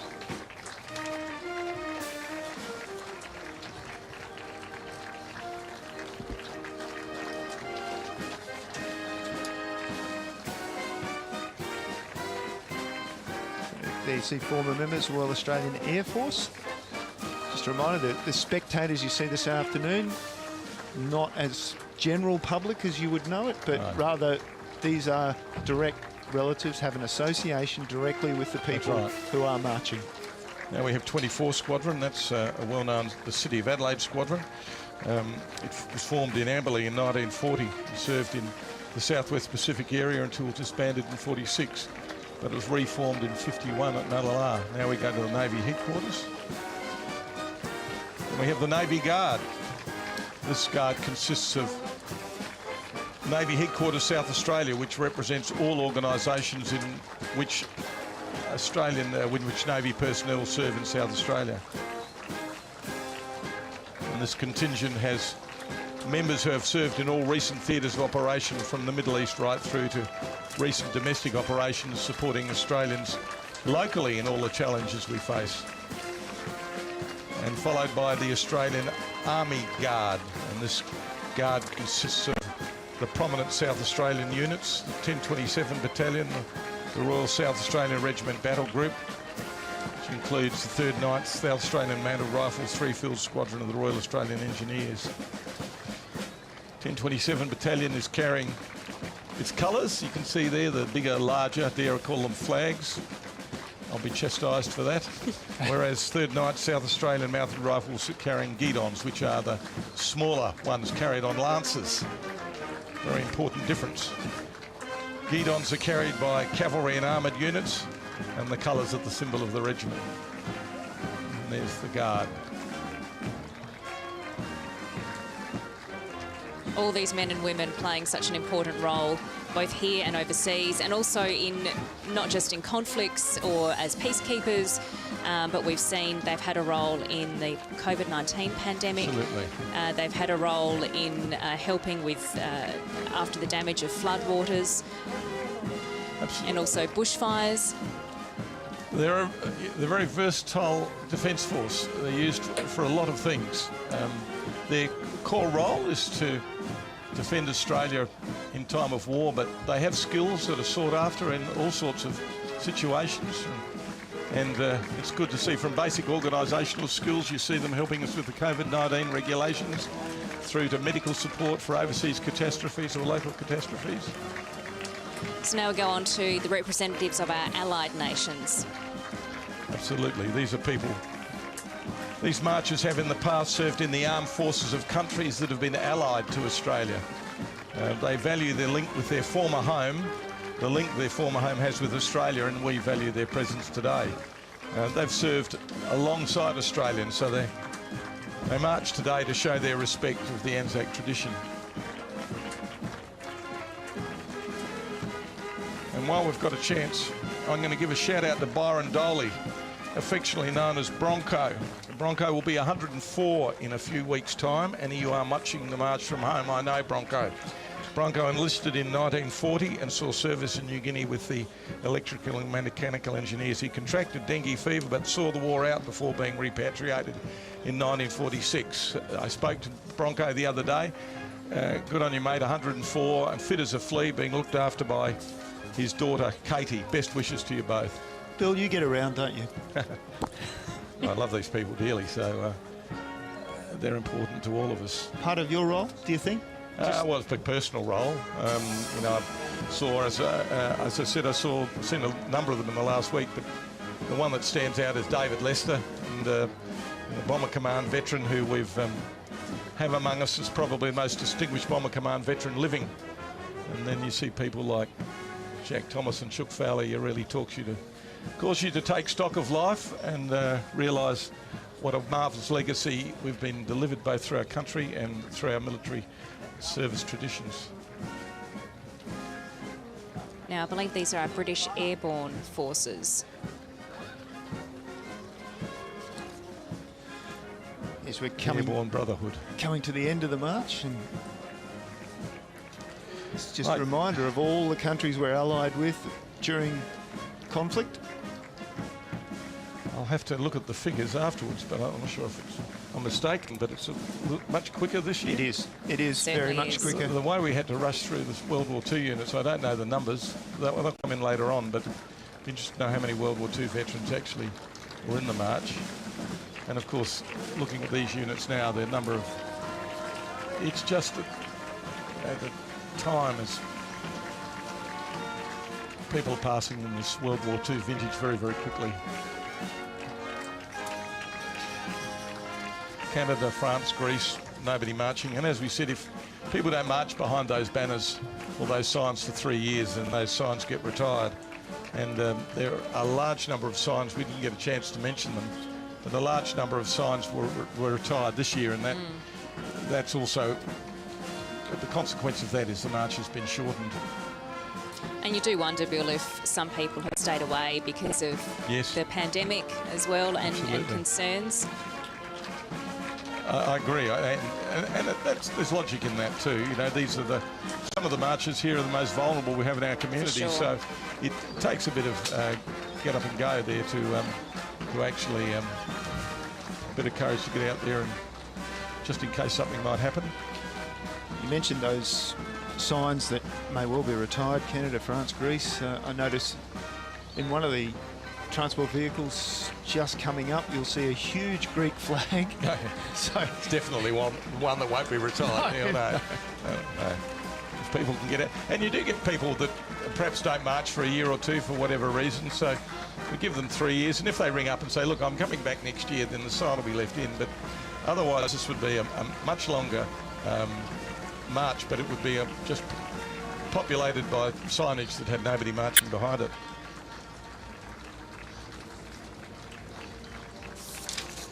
We've got the Netherlands, World War II veterans from the Dutch. No one there no one behind that one. No. Then the Greek. Netherlands, Poland, and the United States.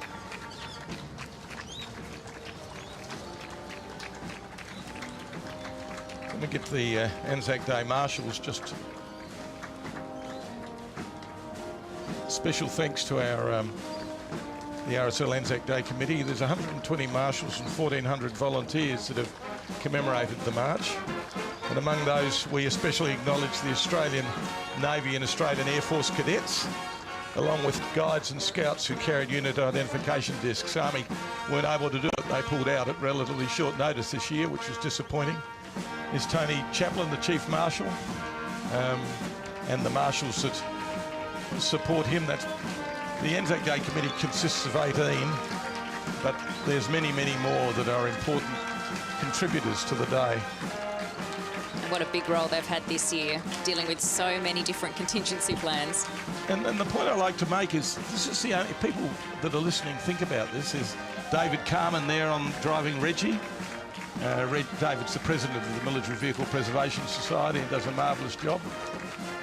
But the point I make to people is this is the only parade that we have to arrange, and we don't know who will participate. I'm not talking about who will watch it. That's a separate issue altogether. But this is a parade, which you've just seen the dimension of it, but the RSL Anzac Day Committee has no idea who will turn up. No, and as you would notice now, it's clearly shorter than it has been in past years, and that brings an end to our Anzac Day March. So, as we've talked about, with 3 phases of commemoration today, it starts with the dawn service, moves on to the march, and we will bring you the Cross of Sacrifice very soon. But right now on this Anzac Day, We honour all war veterans, and there's a box of World War I letters once tucked away in a cellar that's shedding new light on everyday life during the Great War. So we're talking about World War I. The letters were written by friends and acquaintances of Vera Rossiter, whose family was in Adelaide. But the soldiers' letters from the front, seen publicly for the first time, don't just reveal details of the war. They unexpectedly show a young woman with a resolve as tough as old boots. Simon Royal has this fascinating story.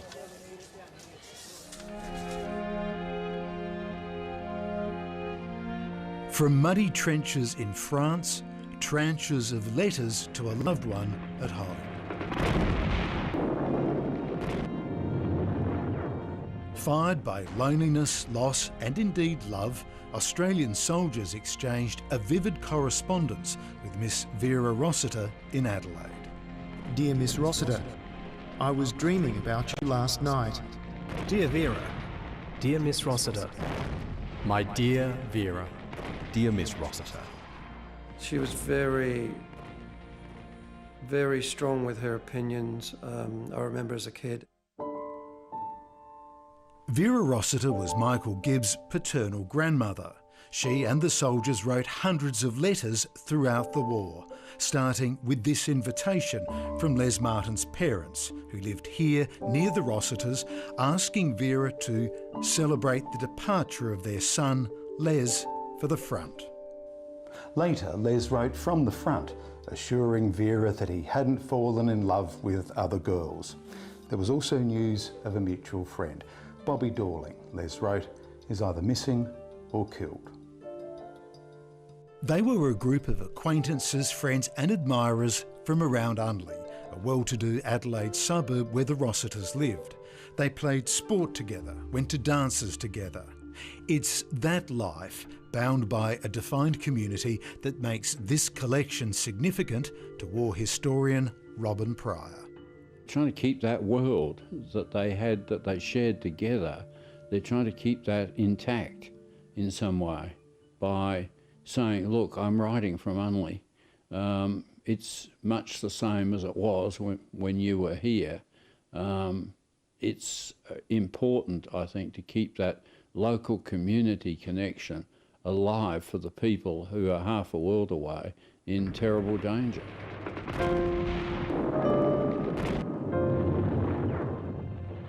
The Rossiter family business was also in Unley. They made boots, including for soldiers on the front. It was certainly one of the larger businesses and sold its products nationally. So the fact that some of these soldiers were actually wearing Rossiter's boots while they were serving during World War I was, I guess, testament to the fact. At a time when expectations of women were largely domestic or decorative, Vera Rossiter had no intention of living as a mere Edwardian-era ornament. At Rossiter's, the bucks from boots stopped with her. She ran the company's finances. A feminist before her time, when there wasn't even the word feminist, and she was breaking a lot of territory for women. One soldier made the mistake of belittling Vera's role in the company. She soon set him straight. His next letter was an effusive apology. Another, Ted Schumack, perhaps fancying his chances after the war, wrote, "My darling little Vera." Very risky, yes. He would have come back, no doubt, and told him off. She changed his tune too. "Dear Miss Rossiter, I'm very sorry indeed," he wrote next. I imagine him, whether he was in the trenches or not, finding the time desperately somehow to correct the impression that she got from that previous letter. I think he wrote that one awfully quickly. Still, Vera's character is largely seen through the mirror of what soldiers wrote to her. Only one of her letters to a soldier is in the box. That soldier had been taken prisoner. Turkish authorities refused to deliver the letter. They said it was too long. To discover more of Miss Rossiter's letters would be extraordinary. Amazingly valuable, because you then get a glimpse of what's happening on the home front, which is often actually, particularly in Australia, more obscure than what was happening on the Western Front. We know in detail what was happening there. At home, not so much. Then we'd know what Vera herself thought of these poignant last words. Must now conclude as the candle is about done. Goodbye for the present.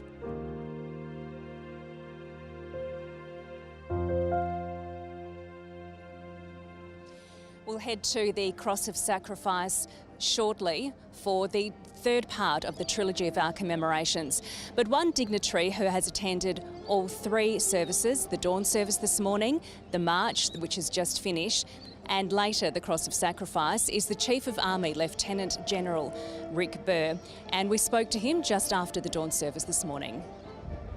Peter Gers here from ABC Radio with Lieutenant General Rick Burr, who is the Chief of Army. Welcome, General. Good to be here.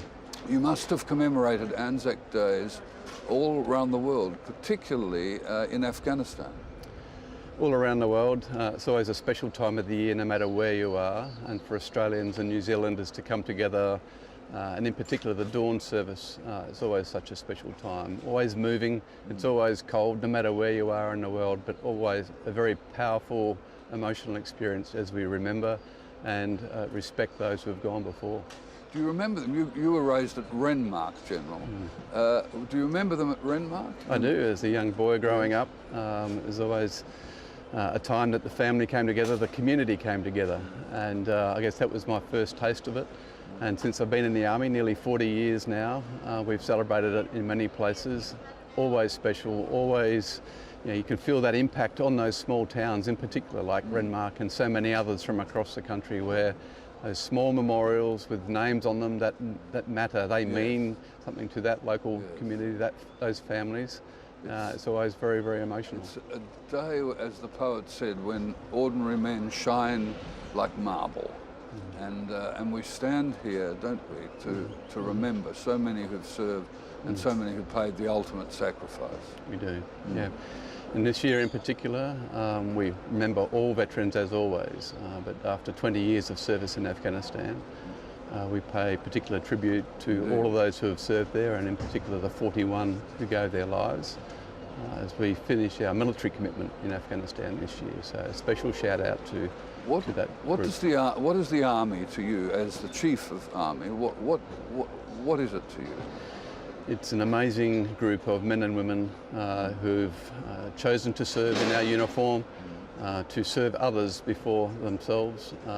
That selfless approach to service, and we see that wherever we go. Just on Friday I was over in Kangaroo Island, where our troops were able to support a community in need in a crisis in those fires. Yes, indeed. That's what we do. We do it at home, we do it abroad. We go wherever we need to help others. And to see that every day, I'm inspired. They are fantastic young men and women, and it's an honour to lead with them. And we must remember those who are damaged by their service, General, and hold them in our minds and hearts, because there is such damage, such pain from service for so many. We all must remember those who have given so much, including their health, to service, and it's all of our job to help look after them. And on Anzac Day in particular, I ask you to look out and reach out, support each other, support those in need, and be proud of their service, most important. Be proud of what they've done for their nation, serving in this uniform, and find ways to continue to give back in whatever way they can. That's that meaningful purpose which people in uniform learn, and we ask them to try and continue in whatever way they can. Thank you very much. Lieutenant General Rick Burr. Thank you, sir. Thank you. Pleasure to be here. Let's begin. He fought for king and empire on the Belgian battlefields of the Great War, a world away from Australia, where he wasn't afforded the same rights as his brothers in arms. 50 years after Private Herbert Millerer was buried in an unmarked grave in an Adelaide cemetery, his resting place has finally been dedicated with full military honours. Claire Campbell has this story.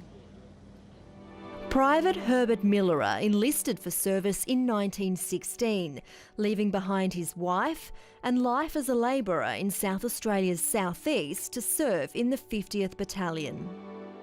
The story of Private Herbert Millerer is about non-recognition.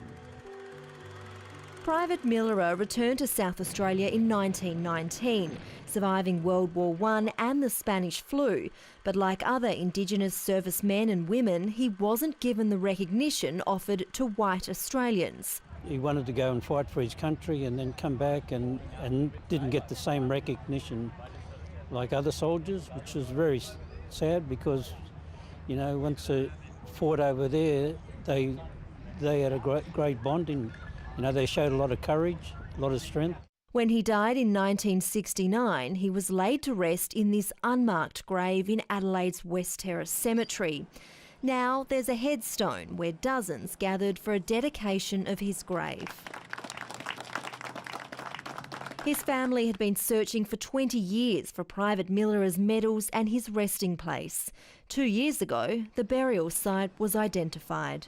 We knew that he had given his life to serve Australia, and to not have him recognised, we found was not right.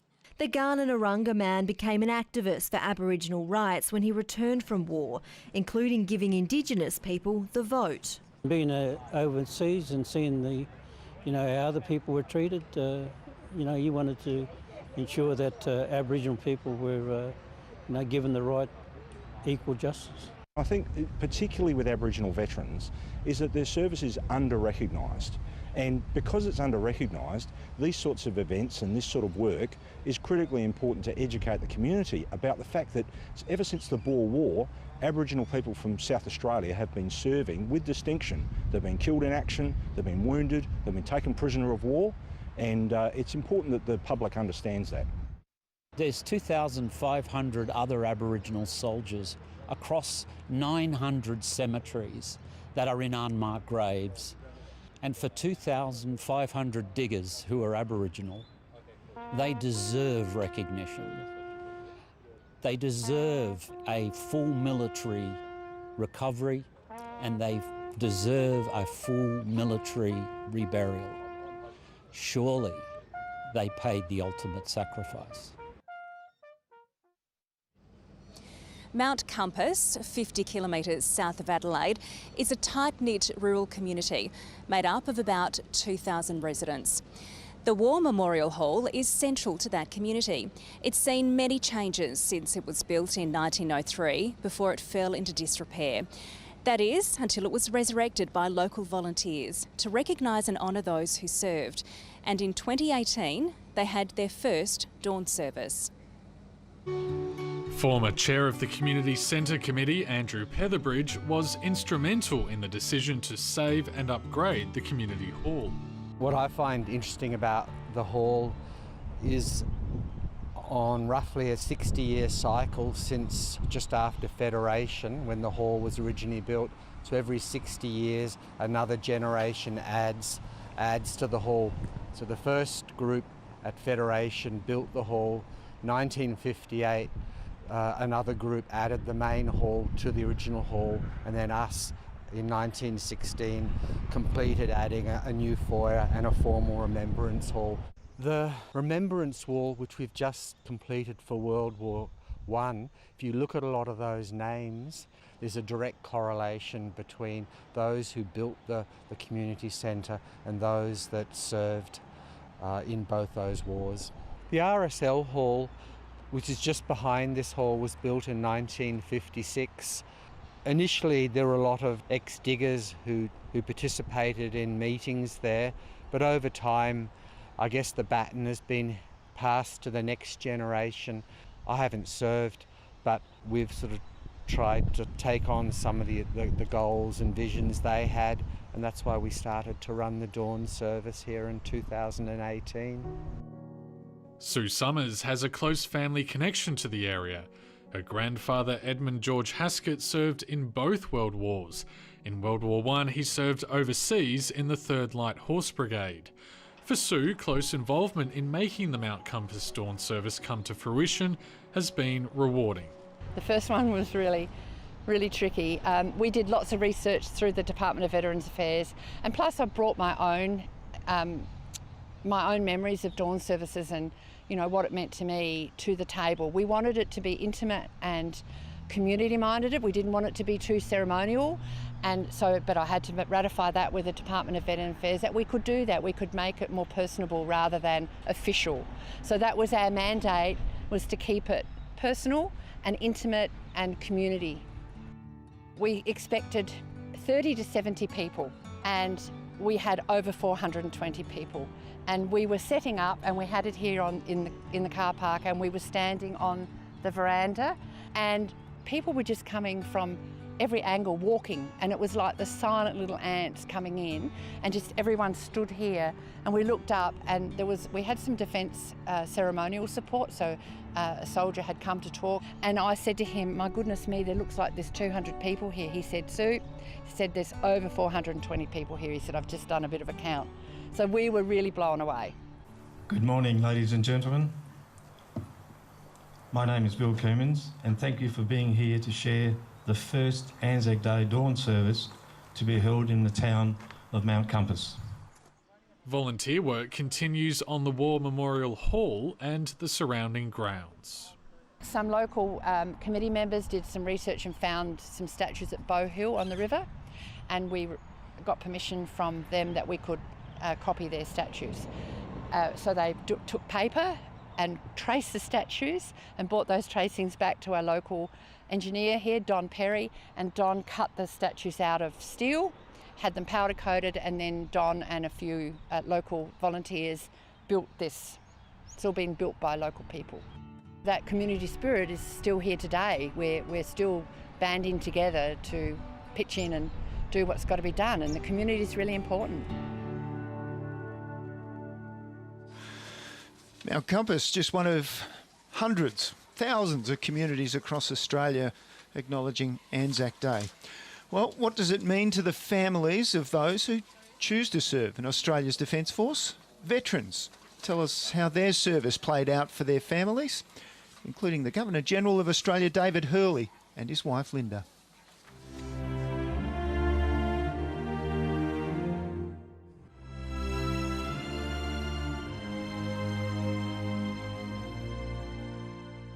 For over 100 years, we have set aside Anzac Day to give thanks to those who have served and to those who have died serving our country. We honour the memory of those no longer with us and pay our respects to those whose sacrifice helped secure our way of life. We remember individuals long gone, perhaps an ancestor who served in the First or the Second World War. And we reflect on the collective impact of those individuals, the Anzac legacy, and what it means to us today. Linda and I welcomed some veterans and their families to Government House recently to hear their stories and to share ours. I joined at a very young age, so I joined at 17 and was in the infantry for 13 years. If you are committed to someone who is in service, you need to also follow that platform and make yourself available to commit to being in service alongside them. I spent 22 years in the Royal Australian Air Force. I was lucky enough to serve alongside my wife, Emily. I did 16 years in the Air Force. During that time we had 3 young children. He deployed and I stayed home. I joined the military in 1994. I deployed to East Timor in 2001 and then again in 2006. And then I did 2 tours of Afghanistan, and I was wounded in action in Afghanistan in 2010 and then subsequently medically discharged from the Army in 2012. I was in the Air Force for 10 years. Consider myself very fortunate in terms of what I got to experience. You know, went to Iraq in 2003 and the Middle East with our Hornet deployment over there. Service in the military is not an ordinary job. There is no other field of employment where someone can be ordered to their death. I think being the partner of a veteran is a constant sacrifice. Right from the outset, you know that it's their career that you will be sacrificing for. You will be travelling wherever they're sent, whatever they're required to do, which means it's very, very hard to do anything for yourself in terms of a career or in terms of personal growth. Well, I've graduated from RMC in Duntroon in 1975, single, but met Linda in 76 and we were married in 77. So Linda's been an Army wife for about 38 years, and so our journey in the military has been, one together. Well, David and I met in a bar in the basement in Sydney, and I'm really ashamed to say this, but before that I'd been at Riverina College in Wagga studying, and someone warned me before I went to Wagga to have nothing to do with the Army. Anyway, so that was the beginning, and we then moved to Townsville and the military life started. Well, it was his whole life, and I guess it became my whole life, and particularly during Somalia. Helped the Somalis make a major step to recovery. By the time I became a commanding officer, in one RER we had 3 small children, and that was when I deployed to Somalia during that period. I think I did confront her a bit by saying to her, well, do you know how important this means to us, to me and us as soldiers, to go and do this? I have never, ever, ever seen a group of men so excited, because it was the first deployment, more or less, since Vietnam. And so he worked really hard. Get them all home safe. Will do, sir. And I remember he said goodbye to the children that night, and then the next morning he got up very early, and I can remember it so clearly, him walking down the path to catch the ferry. And that was it. And then it was, okay, I've got 3 kids and a whole, group of women, and we just rallied. I am a former Air Force nursing officer, so I joined the Royal Australian Air Force in January 1999. Unfortunately, my second tour of Timor in 2004, I was part of an aeromedical evacuation team delivering aid in East Timor, and I was involved in a serious helicopter crash which left me with a severe spinal fracture, which I still struggle with today, a diagnosis of post-traumatic stress, and aviation fuel burns to my back and shoulders, and a broken jaw. And I don't know why, but I made a conscious decision that I would be a survivor of what had happened to me and not a victim. 4 years after that crash, I was commanding a critical care team in Afghanistan, Tarin Kowal. Coming to terms with that mental challenge of, I've been doing something so important, everything else now feels like I'm just playing a game. And coming back and just knowing that person has sacrificed a part of their life so you could do your job's a huge thing. The real battle is actually having them come back into your life when you've had a routine set and them disrupting that. I think every veteran has a partner that serves as well. On the home front, somebody's got to hold all that together. And importantly, if things go wrong while people are deployed, it is the family that holds it all together. And for those veterans who do face significant challenges when they return home or after their service, if they've been injured in service, it's actually the family that will look after them for the rest of their lives. Any marriage is hard and takes a lot of compromise and negotiation, but I think when it keeps being, you've got that upheaval and you've got to constantly come and go from that and reintegrate, and then on top of that you've got somebody that's been at war, in extreme circumstances, and they've got the volatility that's involved with returning from that environment, then it's an extra strain. Now, when people come back from deployment, they often come back with what I call the 1,000-mile stare, because on deployment, a lot of what seems important now become irrelevant.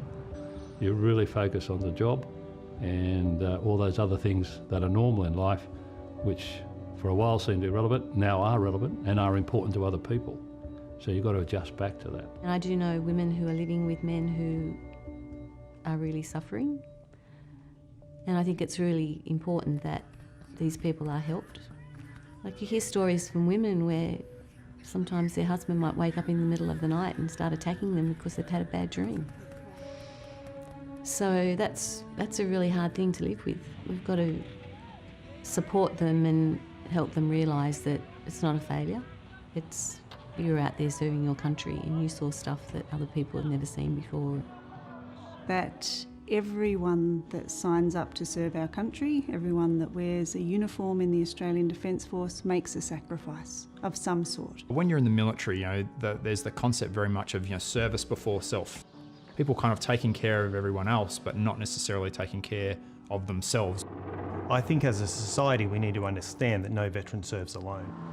One area that really needs to be recognised more is the family and keeping the family together, and support in terms of keeping the family together, because it is detrimental monetarily, but obviously hugely psychological for everybody involved once the family falls apart. Linda's been through the ups and downs, particularly in the last 10 years when we've lost soldiers in operations, and stood by me at funerals and at airstrips when people return and engage with families. I have great admiration for partners of people in the Defence Force and the support that they bring, and they need support. So I think we've got some really good programs happening, but of course it doesn't happen overnight, and it's a healing. It's probably a healing that goes on for the rest of your life. But we've got to look after them. From day one, when you enter Duntroon, you learn very, very quickly that it's not about you, it's about the people you lead.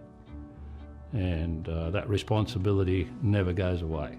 You could be retired or whatever, but you still have that responsibility. I personally kind of struggled with, when I came back was am I worthy of marching on Anzac Day?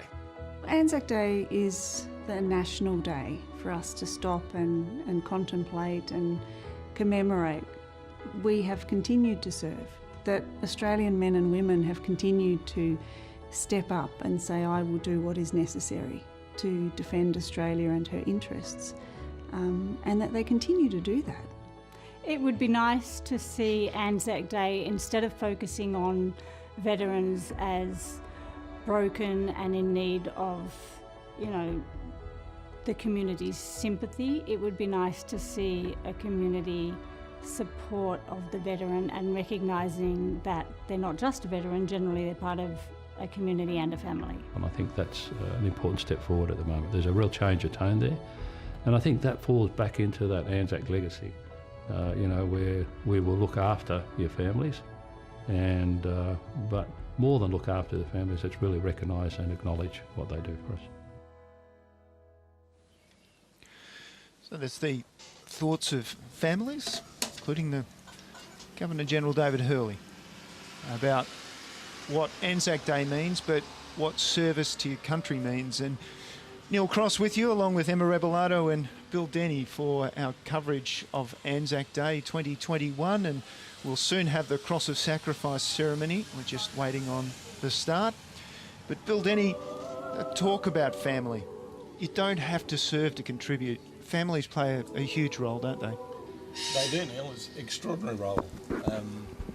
It's just not service by the veteran, it's the families that underpin the veteran, both during and after service, the wives and the children that pay a price and make so much of a valid contribution, and in all sorts of different ways, not just by helping and sharing the load when dad's away or mum's away, but in subtle ways. I know one way that really impressed me was the way that some children take to heart their fathers, grandfathers, their family service and record it for posterity.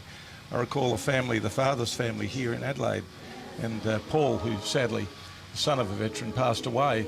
But his contribution, while he didn't serve himself, Paul Fathers made an extraordinary valid contribution by chronicling all the military service of all the members of the father's family, and that's been put into the War Memorial archives, and now it forms an important part of the jigsaw of what has been the service to our nation. So Paul, who didn't serve, has made a valuable contribution.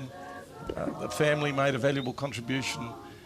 The wives do. The War Widows carry an extraordinary load, ably led in Adelaide by the War Widows Guild, Jan Millam.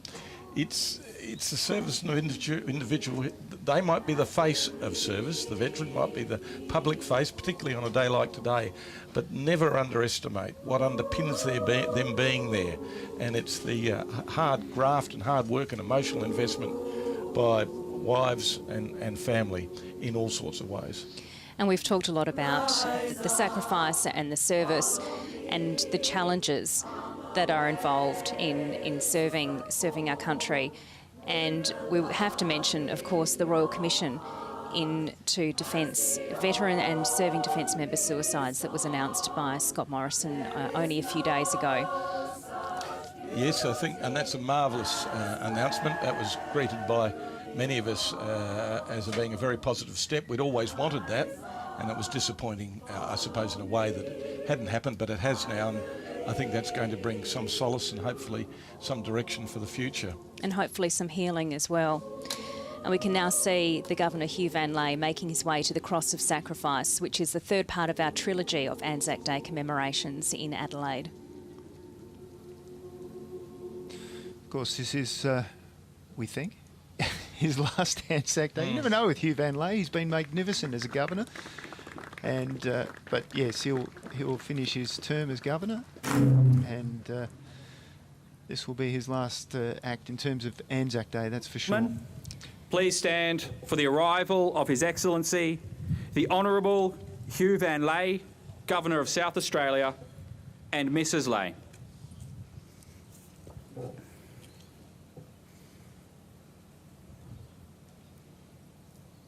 And they're making their way to the cross and the stone of remembrance.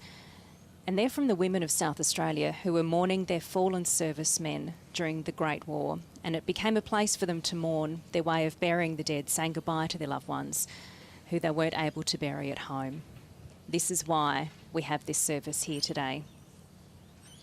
There's a representative guard there. Normally the whole pathway would be lined by cadets. It's a very comparatively lonely place at the moment compared with other years.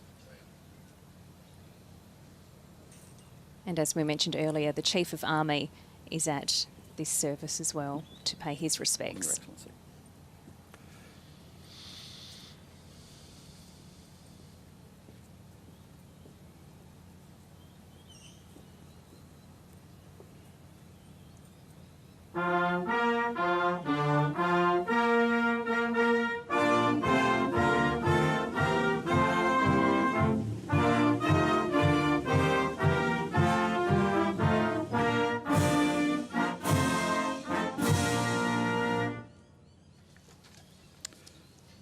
Ladies and gentlemen, please remain standing as the Guard Commander posts the sentries.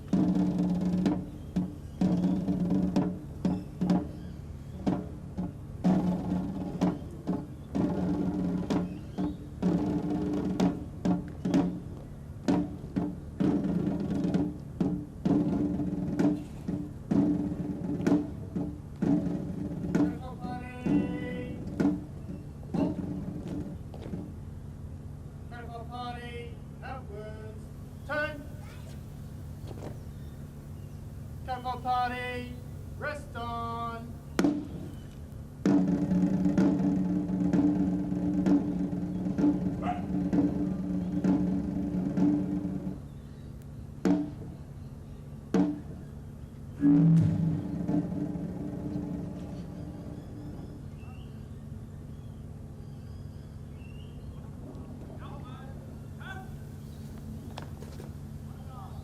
Excellent. Ladies and gentlemen, please be seated.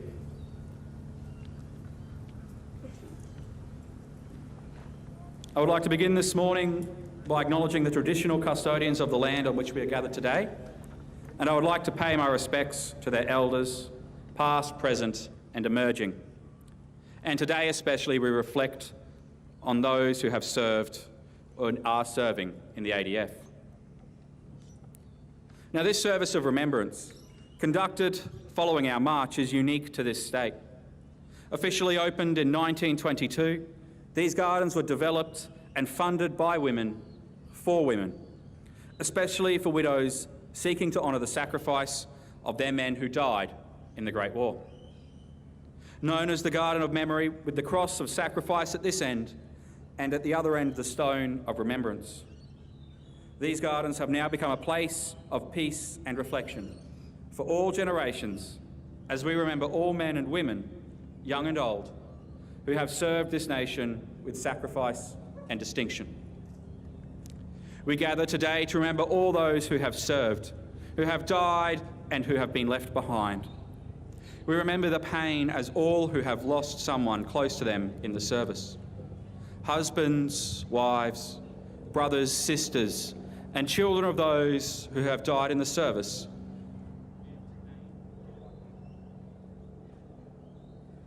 So let us stand together as we sing and reflect on this sacrifice.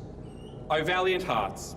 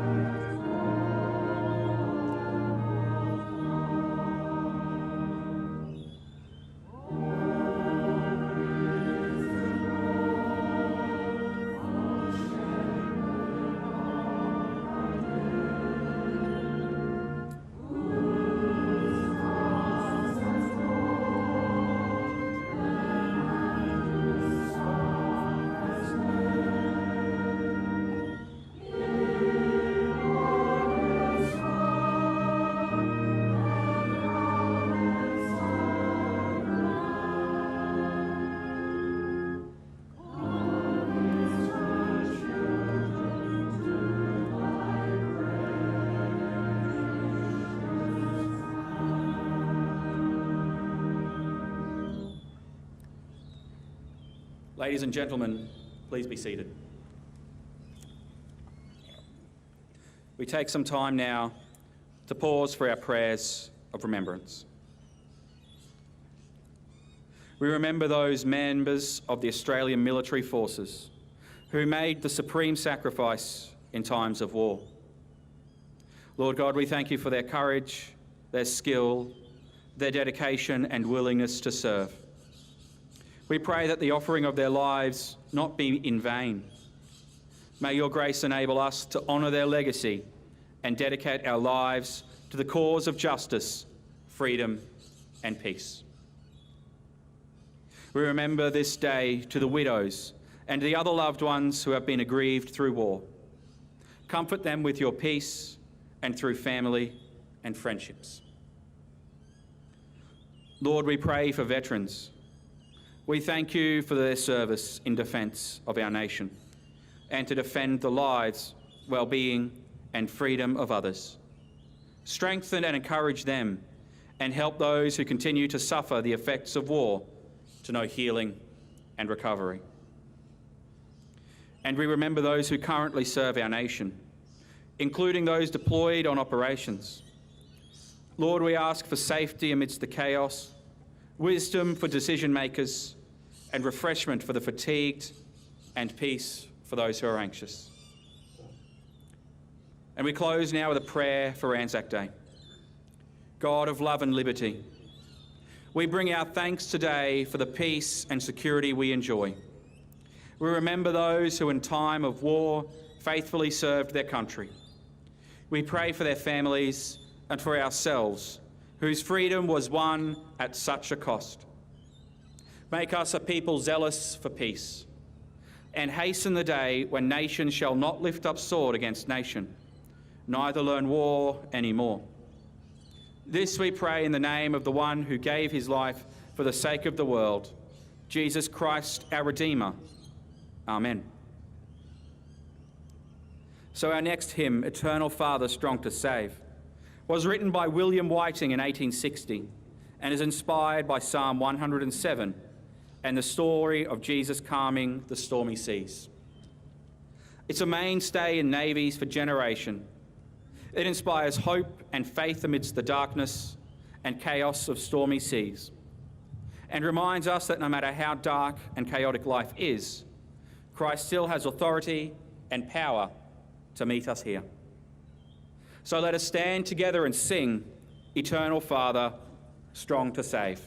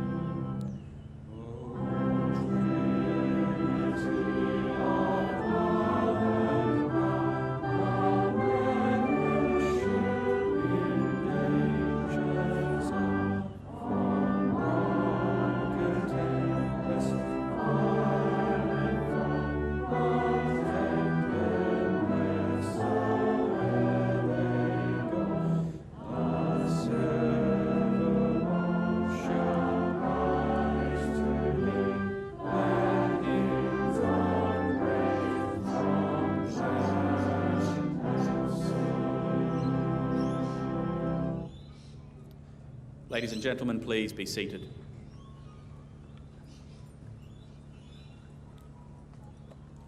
We come now to the laying of the wreaths, and I invite His Excellency to lay a wreath.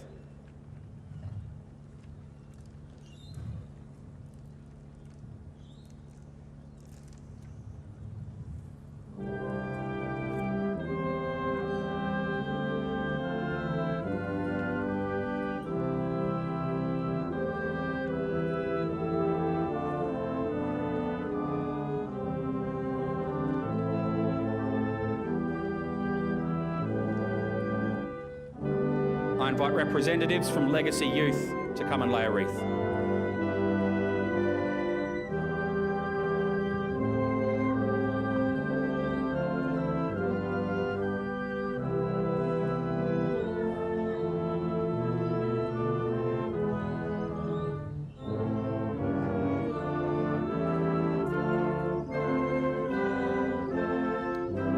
And a representative from the War Widows Guild to lay a wreath.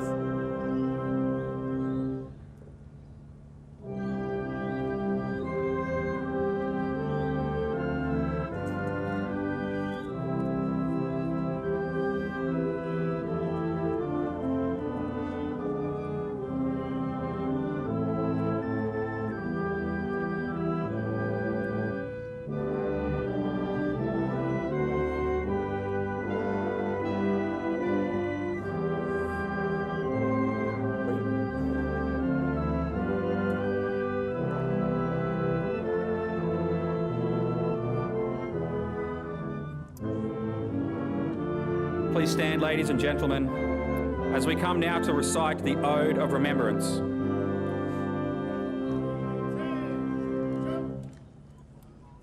So following the reciting of the Ode of Remembrance, please remain standing and stand fast for the playing of the last post and the minute's silence.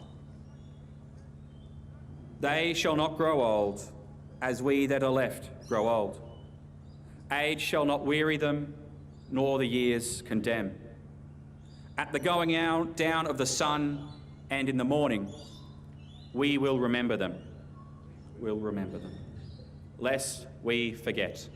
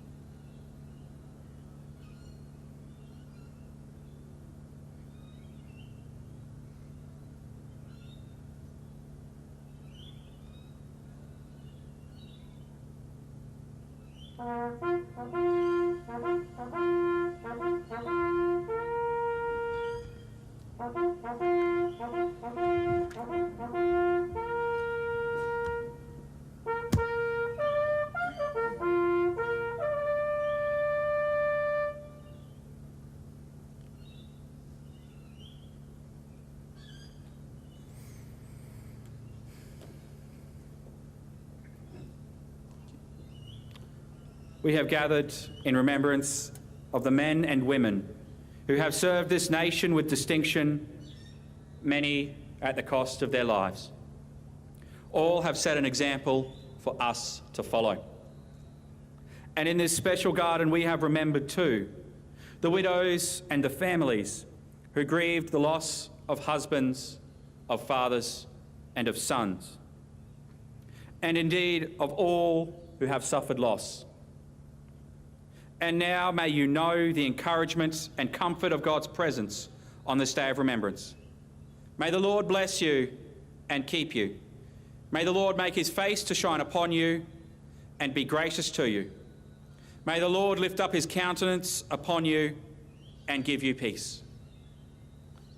So, ladies and gentlemen, please join as we sing the national anthems of New Zealand and of Australia. Party, a 10, 2.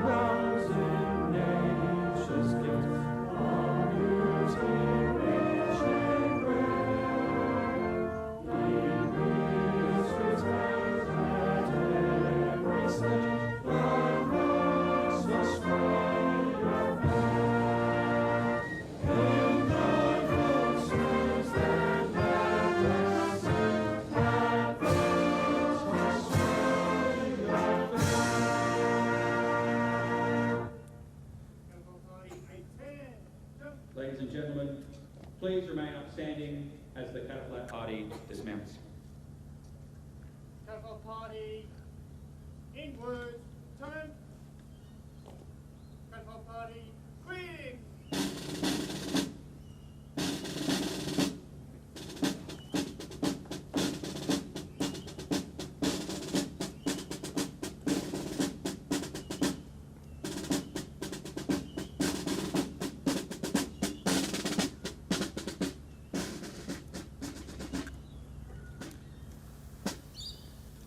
So that concludes our Ladies and look at gentlemen, the Cross of Sacrifice ceremony and the third part of the trilogy that unfolds today.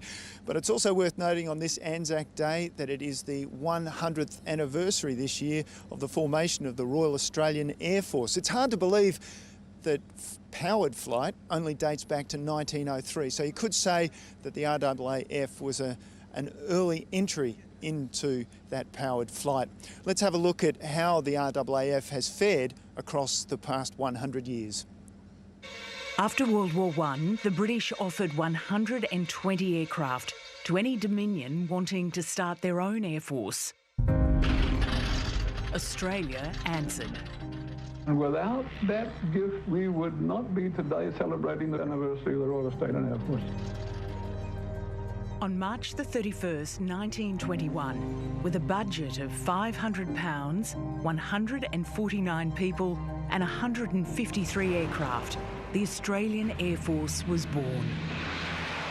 Empire pilots hurl into the fray the fastest, fiercest warplanes in the world. Australia also thrills with pride at the miraculous achievements of both men and machines. For 100 years, the Royal Australian Air Force has protected Australia and the world. Well, you all know the target. It's Berlin, 0 hour is 03:15. Bomber Command's objective was to destroy Germany's resolve through relentless aerial bombing. Aircrew had just a 1 in 4 chance of surviving their tour of duty. They've carried out surveillance and intelligence operations throughout the world, including the Korean War, Vietnam and Afghanistan. Whipcord 2-1, Vector 170, Angels 36. From those early beginnings, today the Air Force has more than 500 members on active service each day, supporting peacekeeping missions, disaster relief, and providing humanitarian aid both at home and overseas. To be able to afford the opportunity to look after our people, the Australian public, it's a wonderful privilege. Travelling around the world, supporting our operations, airdrop, really moving things where they need to go. With technical advancements in flight, the next frontier will take the Air Force to the stars. It's not just air power anymore, it's space power.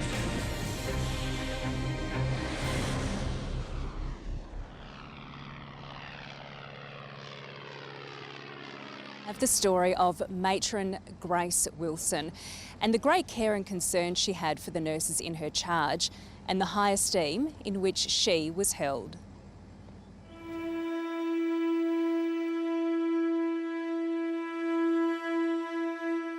In May 1915, a month before her 36th birthday, Grace Wilson embarked for overseas service as matron of the 3rd Australian General Hospital. Matron Wilson and her fellow nursing sisters thought they were destined for duty on the Western Front, but were instead sent to Lemnos to care for the Gallipoli casualties. When they landed at Lemnos in August 1915 and marched into camp, accompanied by a piper, they quickly realised the challenges of the task ahead of them. The conditions on the ground were harsh. It was oppressively hot. Water was scarce. Their equipment had not yet arrived, and there were no beds for the patients. Writing in her diary on the 11th of August, Matron Wilson's frustration is palpable. Convoy arrived, about 400. No equipment whatever. Just laid the men on the ground and gave them a drink. Very many badly shattered, nearly all stretcher cases. All we can do is feed them and dress their wounds. They beg to be washed, but we have no water. It is awful to just leave them in their dirty blood-stained clothes. A good many died. They were beyond hope when they arrived. It is just too awful. One could never describe the scenes. Could only wish all I know to be killed outright. A week earlier, Matron Wilson had learned that one of her brothers had, in fact, been killed by a sniper at Quinn's Post.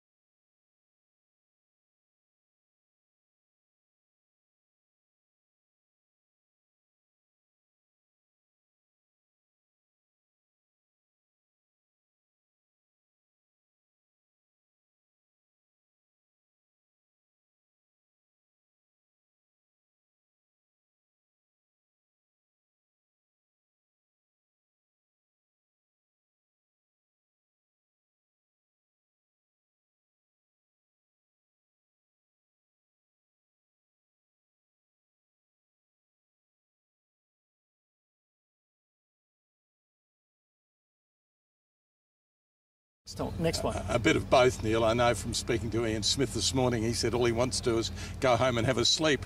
There's a lot of...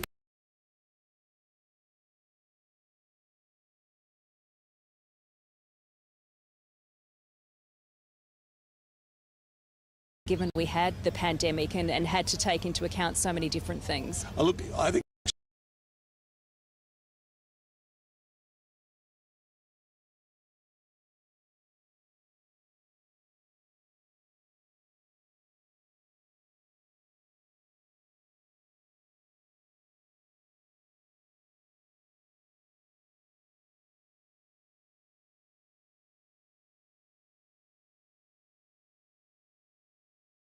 how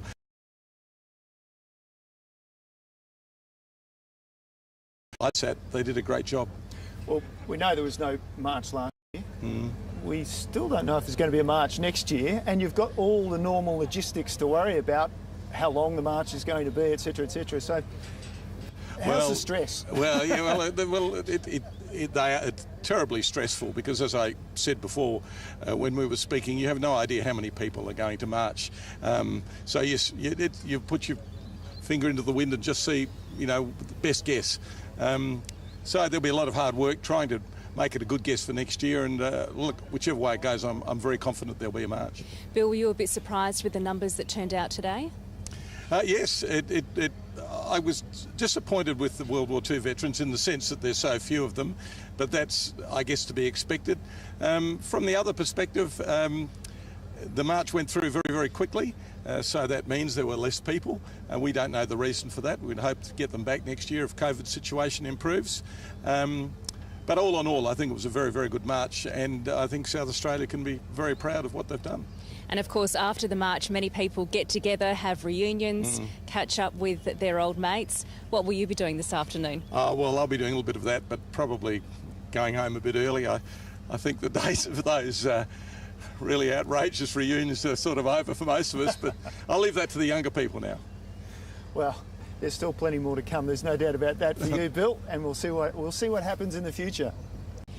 And right now, though, we're going to take a moment to reflect on Australia's historic theatres of war with these poignant images.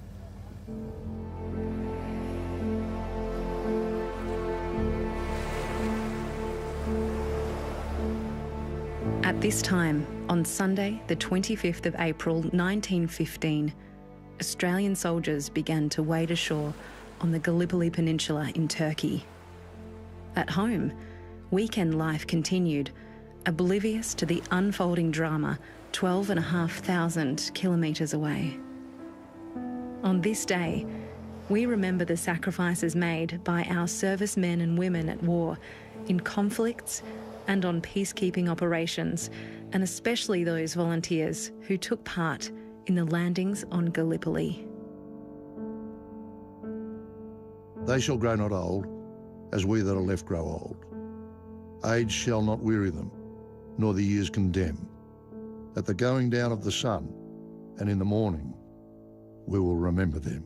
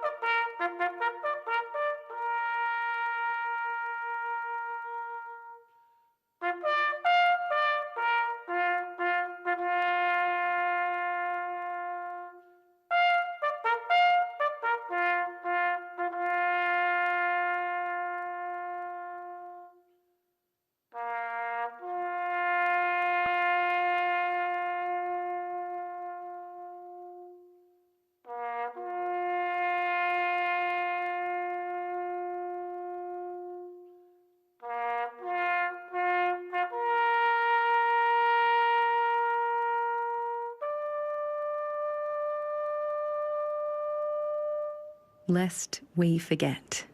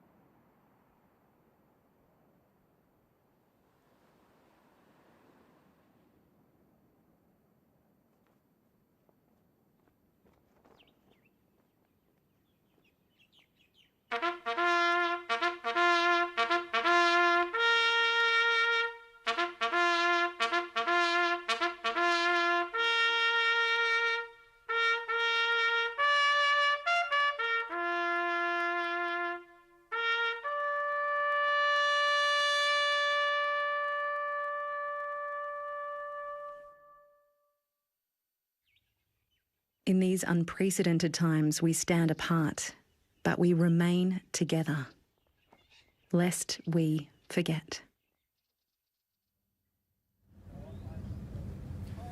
Anzac Day 2021, and just those images are both horrifying but also so important to remember the terrible nature of war. Well, the story of Jack O'Brien's service and sacrifice in France in World War I reminds us of the importance of the Australian war cemeteries abroad and at home.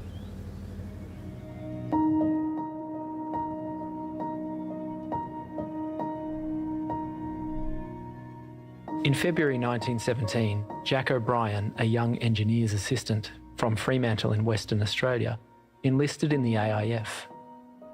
In April 1918, Jack joined the 48th Battalion in France. By the time Jack arrived on the Western Front, Australia's dead already numbered in the tens of thousands, amongst many more from Britain and her allies, and plans for what would become the Commonwealth War Graves Commission cemeteries were already well underway.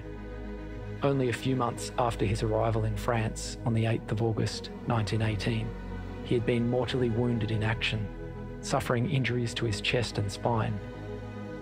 Jack died the next day at the 8th Field Ambulance dressing station and was buried 2 miles west of Villers-Bretonneux. Jack's remains were exhumed from White Chateau Cemetery and moved to the larger Adelaide Cemetery. His family were notified, and in 1921, Jack's mother paid for the creation of a wreath of silk flowers, which were laid on his grave on her behalf. The photograph of the grave which was sent to her may have been her only connection to his final resting place. Only one man's remains have been moved from Adelaide Cemetery since it was complete.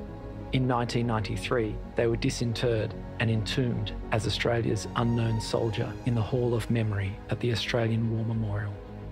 One man to represent the loss of so many tens of thousands.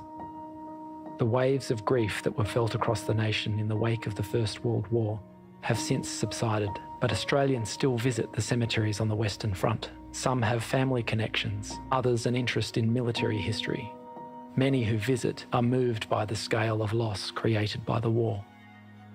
Each individual headstone remains a tangible reminder of a family cast into grief. The inscription on Jack O'Brien's headstone reads simply, "God in His mercy knows best, in loving memory."